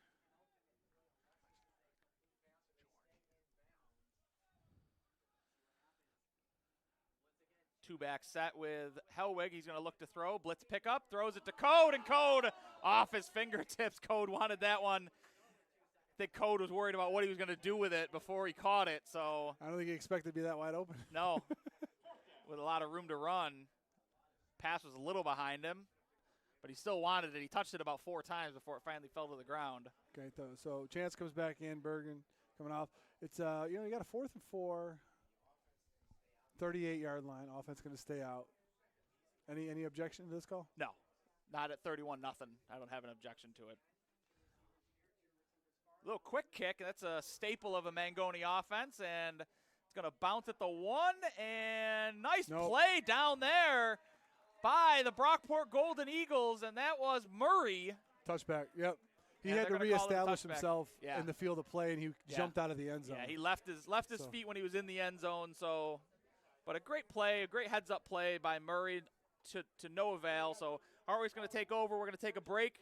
And when we come back, we're going to have the 4th quarter as the Brockport Golden Eagles are leading the Hartwick Hawks 31-0 here at Bob Boozer Field. This is the Rock Sports Network Golden Eagles Game of the Week brought to you by Ralph Honda. Each moment of glory contains passion, knowledge, and teamwork. As a community of learning, we transform each moment into an opportunity to aspire to great things, to engage our minds in new ways, and to excel in today's endeavors and those yet to come. This community of learning is the College at Brockport, ranked high nationally for quality and value. The College at Brockport. Pursue something greater. All right, we are back here at Bob Boozer Field at Eunice Kennedy Shriver Stadium. Brockport Golden Eagles leading the Hartwick Hawks 31-0, and it's been all Brockport today. Hartwick managing just over 100 yards of total offense. And Brockport's going to try to finish things out. Freshman quarterback in for Hartwick, Lavoti. And second string defense in for the Brockport Golden Eagles, but still giving Lavoti all he can handle. Flag down on the play, and Lavoti makes the completion to Fucci on the outside, and Fucci fights forward. That's going to be a first down for him. Another flag. I'm interested to see if there was an illegal cut block coming from outside to in on the far sideline. I like the idea of them rolling out, though. It buys the quarterback a little bit more time, plus he only has half the field to read.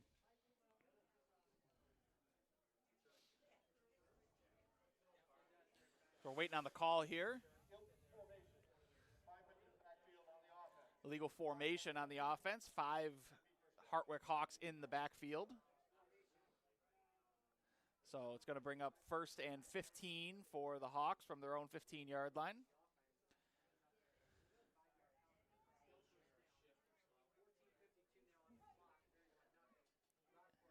And we're waiting on the first down play to get rolling here. Sun finally starting to come out here in Brockport, so might make it a little bit easier for Lavoti to try to throw the ball downfield. It's been a wet day today so far. Lavoti takes a snap, rolls to his right. He's got a blocker in front of him. He's going to look to throw, and he does have a man down there. Nice hit by Brockport, by the defender, but not before there was a catch right at the sticks, and I think he's going to have enough for a first down. And Hartwick Hawk is still down. That's Verkler. And Heck of a throw by Lavoti. He was popped as soon as he caught it.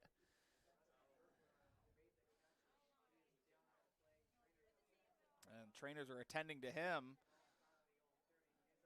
So it's going to be a first and 10 for Hartwick when we get play back going here. And sports fans, you listen to his podcast on Rock Sports throughout the week. Now, Dan Borello is live and working overtime on the Dan Borello Overtime Show, Monday nights at 7 p.m. on the Rock Sports Network Facebook page. Each week, Dan and a special guest will share their insights on the week in sports.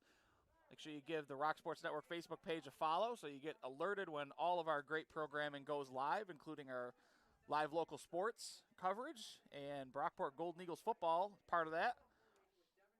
First and 10 here for Lavoti, and he's going to throw, and he's got a clean pocket. Nice throw to Fucci. Fucci breaks a couple tackles, and he's still on the run.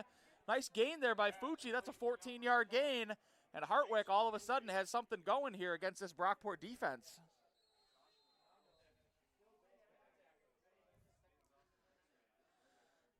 A couple of missed tackles there by the Brockport defense. Leads to a 14-yard gain by Fucci. Josh Donaldson, one of the Golden Eagles that missed him. 13:50 here left in the fourth quarter. First and 10 from their own 44-yard line. Hartwick. Lavoti takes a snap, and he's going to look to throw. He's got a clean pocket. He throws downfield, and no one there. Just missing on the corner route. Tended to Fucci. Makai Murphy in coverage there. He was looking to see if he could come down with it. Murphy, another freshman in this Brockport secondary. It seems it's the youngest unit on the team for Brockport. They got a couple freshmen, a sophomore that start, a couple freshmen in reserve. So a lot of talent there for Mike Fox and that defense. 13:35 here left in the fourth quarter. Second 10 for Hartwick. With their customary spread formation for doubles. Lavoti takes a snap. He's under heavy pressure, and he's going to dance, and finally wrapped up and dropped. That's number 43, Danny Hausman, on the sack. You know, interestingly enough, Ryan, as we take a look at it, there's 13:20 left in this fourth quarter. Dating back to the Buffalo State game, the Brockport defense in this is the 13th quarter. If they happen to shut out Hartwick today, that's 13 quarters. They've given up a total of 6 points. Yeah. Which would be back-to-back shutouts as well. So, very impressive. Inside 13 minutes here for Brockport. Trying to finish off Hartwick here and move to 5-1 on the season, going into their bye week. Lavoti throws. He's got a man down there and chopped down at the 45-yard line. That's going to be a 11-yard gain on the play. Steinman on the catch. Donaldson on the tackle. So it's going to bring up 4th and 9 here.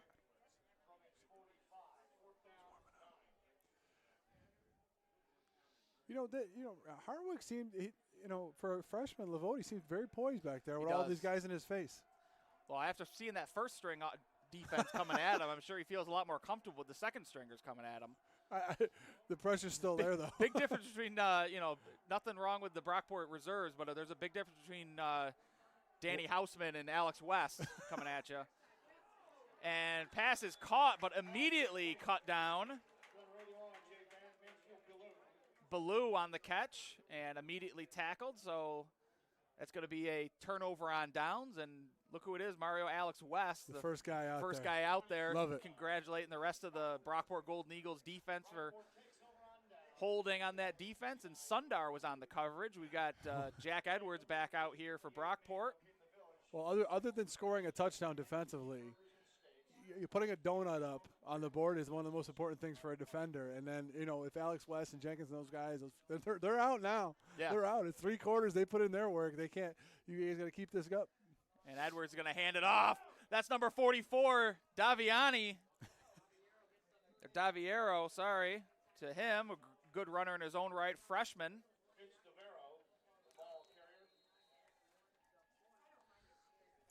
We so talked number about 44, Vincent Daviaro.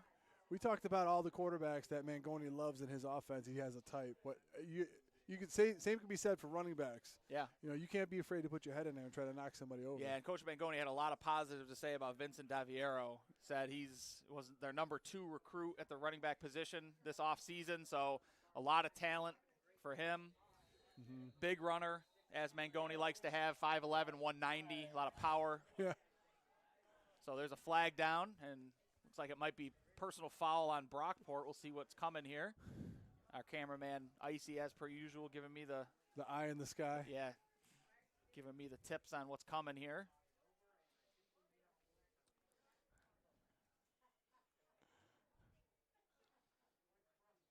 Personal foul. Unnecessary roughness.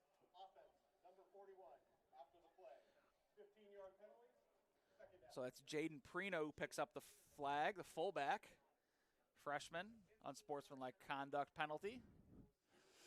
Yeah, Ryan, it's this is one of the things that once I give the kids a couple days off, if I were coaching, I would definitely emphasize it. Listen, we can't have these mental lapses. We can't have these mistakes. We can't have all these penalties because they just kill drives. Edwards takes the snap, and he's going to give it to Daviaro. Pokes his way ahead, spins off a man, and dives forward. It's going to be about a 5-yard gain. Trang on the tackle. We're 10:50 left here in this fourth quarter. Brockport still leading 31-0. Behind 4 rushing touchdowns, 3 by Code, 1 by Morrison. And a field goal from Dustin Moyle. Those are the scores today. And it's Daviaro and Edwards in the backfield. And Edwards takes a snap, and he's going to give it to Daviaro, who finds a hole up the middle into that second level. Shoestring tackle there for Hartwick. He burst up there like he was shot out of a cannon. Newberry with a touchdown-saving tackle there. 4th down here for Brockport. 4th and 6 here, and watch that quick kick that Mangoni likes to use in these situations. Give it to the horse again. Give it to the horse. I'd give it to Daviaro, yes, yeah, for sure. Absolutely. Why not? Looks like they're going to try to top it. They're going to run it towards the short field if they are. And Edwards is going to throw it. He's got a man down there, and it's caught right at the sticks. Good job there by the receiver for Brockport to get just past the sticks. If the spot is where the top line judge is, it is a first down. And they're going to give it to him. And that's freshman Jameer Miller. But just think, I mean, I know there's not a lot of pressure on Edwards at this point, but you think about that call, 4th down and 5. You got to get a first down. Yeah. Third string quarterback gets it done. And it's right back to Daviaro. Cuts into the middle, and he's off to the races. Daviaro in for the touchdown from 26 yards out.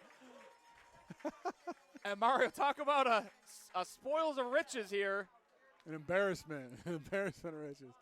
Yeah, we talked to Mangoni a couple weeks ago about Daviaro. He said he's very high on him, and then you could see why. You can see why. Yeah, and he's just another one of those running backs for Jason Mangoni, just a one-cut-and-go guy. And, boy, that one cut, and he was off like a shot. He's fun to watch. So last possible guy that could have had him was Kyle Kessler, a starter still in there. Yeah. So. And Moyle comes in to add the extra point, and it is good. So that's 38-0 for the Brockport Golden Eagles. 9:18 left in this fourth quarter. So we're going to go ahead and take a break, and when we come back, we're going to finish off this fourth quarter. Brockport Golden Eagles Game of the Week on Rock Sports Network. Hi, I'm Steve Ralph. We've been selling cars for more than 80 years. Our best values are available right now at Ralph Honda. Come see the 2020 Hondas. There's something for every lifestyle. Whatever you're looking for in your next car, you'll find it at Ralph Honda. All right, we're back here for the Golden Eagles Game of the Week on Rock Sports Network, brought to you by Ralph Honda. Brockport just scored.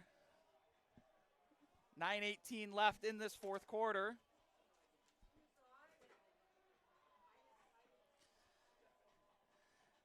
And we added a Vincent Daviaro run from 26 yards out to put the Golden Eagles up 38-0. So we find ourselves in a familiar place, Ryan. So we talked about how important this running game was going to be for Brockport today, Mario, and they respond to the tune of 5 touchdowns on the ground. 3 from Code, 1 from Morrison, 1 from Daviaro. Absolutely, but I think what we found out early was the things that we were concerned about with Hartwick early in the game was his decision making, and it was almost like night and day between the Hobart game and this game. He was very decisive. 1 read and out, 2 reads and out. Let me get the ball out of my hands. Let me get it in the hands of my playmakers, and it could have easily been a 5-touchdown passing game for Hartwick today. And Manfield returns it, catches it at the 6-yard line. He's going to start to his right and come back left, and he's finally cut down at the 22-yard line. So it was Fucci on the return. Mm-hmm. So 9:11 left on this fourth quarter. Rashad Law on the tackle. Another talented running back from this Brockport team. Fucci has had the ball a couple times in his hand. It has been impressive. It's just it's very tough with the amount of pressure that Brockport is bringing on the quarterbacks for Hartwick. It's very hard for them to get the ball out to him.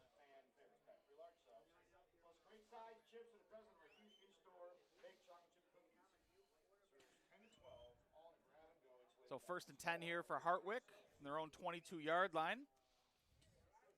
And it's still Lavodi at the helm, Dan Lavodi, freshman quarterback for Hartwick, who for a freshman hasn't played too bad in his stint here.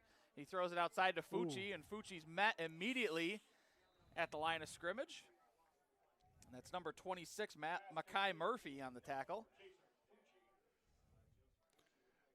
Good job by Murphy there. Nothing more powerless than when you have a defender around your legs and you're not down yet, and you see someone barreling down the hill. Oh. Sorry, it's like that Sundar on the tackle. It's like that half a second when you stub your toe and you have like half a second before it starts really hurting. You're like, oh, this is not good. 2nd and 11 here after a loss of 1 on that pass reception by Fucci. Lavodi takes a snap, rolls to his right, throws. He's got Fucci again out there who slips, and he's wrapped up and dropped, and another short gain for Hartwick, 2-yard gain on the play.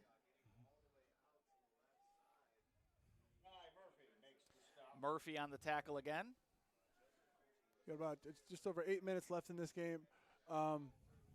Ryan, more of the same. If you had to, we made on our respective shows. We were talking about the Bills and bye week adjustments they need to make. If you were Mangoni, put your hat on, what are some adjustments you need to make for this Brockport team going into the bye?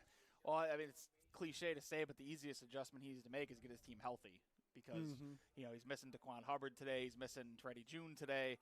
Obviously he wants to get his offensive line back intact and his skill position players back intact. But more so than that, I think they need to clean up a lot of these mistakes that they're making on the field. A lot of penalties. We've talked about it a couple times on the broadcast. Just penalties that you can't give up and you can't have, unsportsmanlike conducts and personal foul penalties. And those are penalties that are completely avoidable. Just not typically part of the game. I mean, a holding call, offsides, things like that. You're going to have those here and there. Pass interference penalty.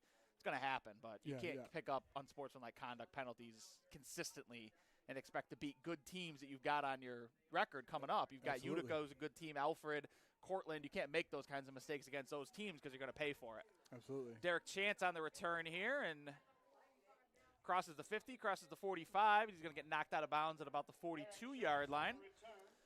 So Chance bringing his skills from the receiver position to the punt return position and positive result for Brockport. I'll tell you what, that's one of the Chance versus Cromer in a ladder drill. Yeah. I'd love to see I'd love to see those guys go battle it out in a ladder drill. I wonder who'd win. But yeah, like you're 100% correct. I mean, obviously the cliche one is to get healthy, but I think you want to do is when you have a young team. Maybe I'll defer to you on this though, Ryan. That's kind of like par for the course. All right, they're young. They're just getting adjusted to the college game. Maybe there's certain things that they need to know. Maybe we need to refocus during the game what's going on because if we get a huge lead on a team, they don't seem to be focused. So Daviaro gets the carry there and met right at the line of scrimmage. No gain on the play. Well, if things remain as they are, as I stated earlier, in the last 13 quarters, they've only given up 6 points. Is there really anything on the defensive side of the ball that you need to change? No, I don't think so. On the defensive side of the field, I think you've got a great defense. You know what you've got in terms of your pass rushers in Jenkins and West. Your secondary, even though it's young, seems to be kind of coming into its own, locking down receivers, booting on one side. It's always great to have that shutdown corner on one side of a defense, and that's what Booten brings to you after losing Baker last year. Certainly we're worried about that. Daviaro, another carry. Hard-fought yardage there. He's going to get about 2 on the play. 6:35 left in this game.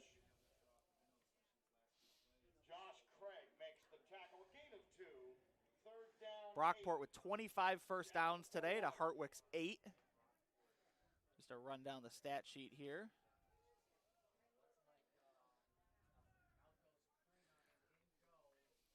Well, I know who my vote would be for Bill Gray's player of the game. Brockport 528 yards of total offense today. 294 of those receiving, 234 rushing. Hartwick with a negative 34 rushing yards today. A nice throw there by Edwards, and that's caught, and that's Murphy on the play.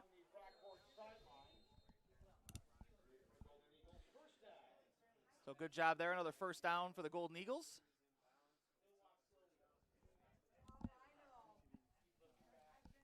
So Mario, who's your player of the game if you had to pick one right now? Well, it seems like we didn't see him for about 2 quarters, but Jalico with 3 touchdowns coming in. Yeah, Jalico definitely. Would definitely be, but I would be against if you wanted to give it to Morrison. Not against that at all. The thing when you've got 538 yards of total offense, there's a lot to choose for in terms of players of the game. Leading the way rushing, Justin Morrison, 10 carries for 78 yards. Code, 13 carries for 40 yards and 3 touchdowns. Certainly seems to be a possibility. Oh, okay. Cromer as well with 6 receptions for 118. We have a lot of choices. Those of you that are watching, Brockport alumni, why don't you vote? Try voting for who you would like to us to interview for the Bill Gray's player of the game. 2nd 8 here for Brockport, and hands off to Daviaro, and Daviaro tries a spin move. He gets about a yard there, so it's going to bring up a 3rd and 7.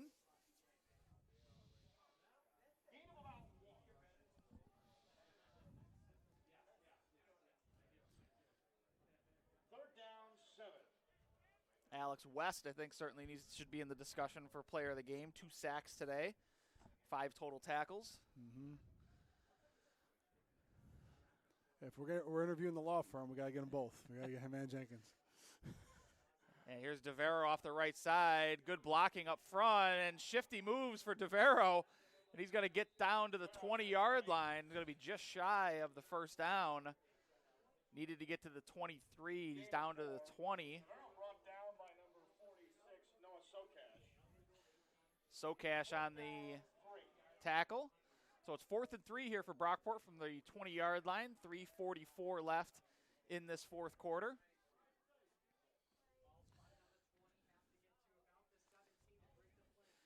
So Brockport needs to get to the 17 is the line to gain for a first down.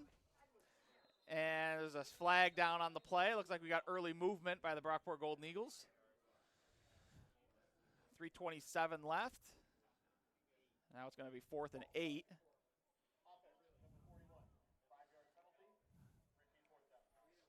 So it's Prina with another penalty today.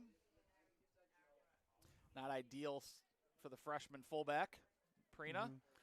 But you got to think, one of the things we were talking about, Ryan, for the bye week is because Brockport has had these games where they've been able to generate enough points to have their second and third teamers in.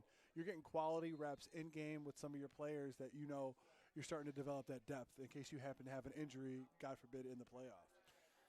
And they're going to let Edwards throw it here, and he's got that slant route. Not quite to the sticks, though. It's going to be 3 yards shy. Completion to Murray. Oh, sorry, that's O'Day on the catch at the 20-yard line. It's going to be a turnover on downs for the Brockport Golden Eagles. Oh, yeah. So those of you that are in the area are going to be Golden Eagles Rock Sports Network broadcast team will be at Bill Gray's tap room in Brockport after the game. You want to come out and say hey to us. So 3:14 left in this fourth quarter. Brockport's schedule ahead, just a reminder, they're going to go into the bye week at 5-1, 2-0 in Empire 8 play. Deep throw here by Lavoti, and nothing on the other end. Looking for Fucci downfield. So again, after the bye week, which is next week, they're going to come back to Brockport playing Utica College. And Utica is facing St. John Fisher today. After the Utica game, Brockport's going to travel to Cortland for what might be the game that decides the Empire 8 conference. Cortland currently at 4-0, 1-0 in conference play. After that, Brockport returns home for for a senior day, and that's going to be against Alfred, the Saxons, sitting at 4-1 currently, 1-0 in Empire 8. And then Brockport closes things out with a trip to Morrisville on Saturday, November 16th. And then after that, Mario, it's the ever familiar playoff wait. Yes. And if Brockport takes care of business and wins the remaining games, they win the East, or they win the Empire 8 and they're in. They don't win the Empire 8 with 2 losses. It's probably an uphill battle to get into the playoffs this year for Brockport. I think it would be and maybe you can go into this a little bit more for me, Ryan, because I'm still very new to it. How they decide the ranking systems with the defense projection of Brockport and how good of a team that they are. Even with 2 losses, do you think they would still get in? So they get some consideration? I mean, they could. So the way that the field of 32 is decided is you've got your 26 conferences. Each winner is in. You've got 26 automatic bids. A big sack there for the defense. Lavoti goes down on 3rd and 4. It's going to make a 4th down. Damiani on the sack there. So you've got your conference winners, and after the conference winners, they've got 2 pools. It's Pool B and Pool C. Okay. You're going to get two teams out of Pool C, 4 teams out of Pool B.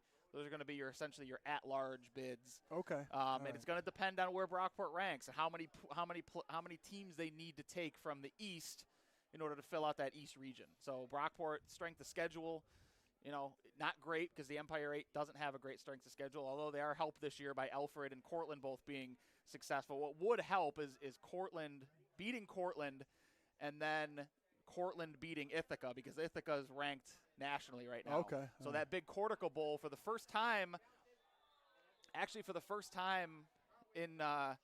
in history, the Cortical Bowl, which is one of the oldest rivalries between Cortland and Ithaca, one of the oldest rivalries in college football. They're playing it up at MetLife Stadium this year. Really? Wow. So they've already sold 35,000 tickets to that game. It's already one of the most attended Division III football games in history.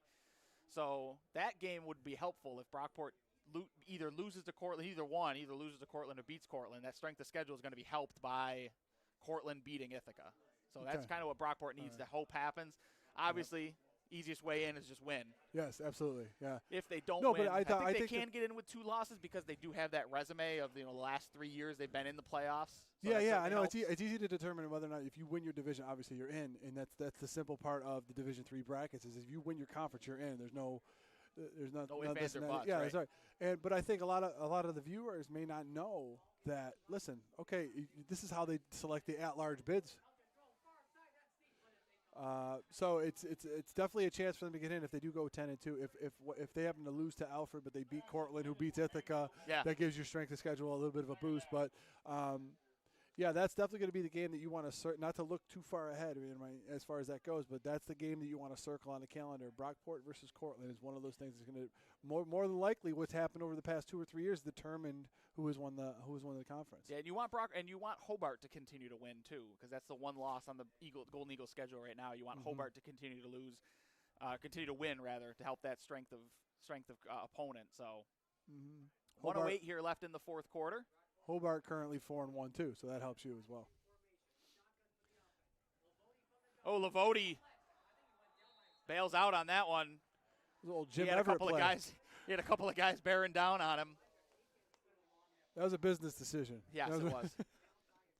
Yeah, Hobart currently at 4-1, losing last week to Union, 23-7. It was pretty tough in their own right. Yeah, and Hobart has a decent schedule ahead of them. They got RPI. Currently this week they're playing RPI. Next week they get Ithaca in Ithaca, so that'll be certainly a good football game. St. Lawrence, Buff State, so a couple opponents that Brockport's relatively familiar with. And then they come to Rochester, and they're playing the University of Rochester as well as part of the another tough game. I mean, realistically, just looking at the rest of Hobart's schedule, they could go 10-2. Sure. For the rest of the year, which would help Brockport.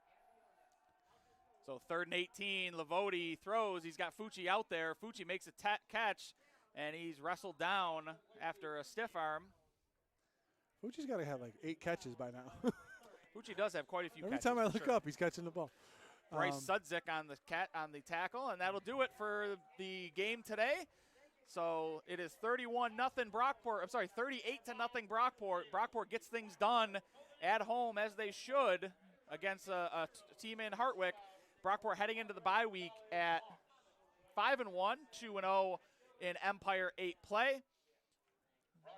So we're going to head down to the field, and Mario, we got to pick a player of the game. And I think with 3 touchdowns, Jala Code certainly makes a lot of sense. 2 sacks, I think Alex West, the preseason second-team All-American, certainly makes a lot of sense.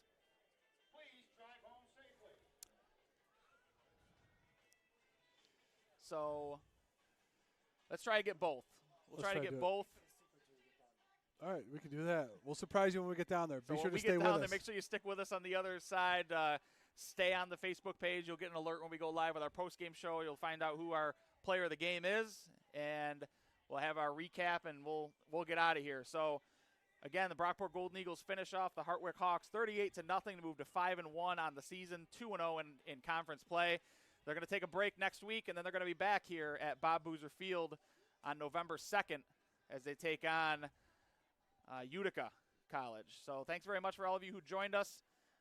And, again, make sure you give us a follow on Facebook so you get notified every time we go live from here on out. So for my broadcast partner, Mario Granada, this is Ryan Lasel, Gary running the board, and Icy behind the camera. We certainly appreciate everyone who joined us. Thanks very much, and we'll see you in a couple weeks.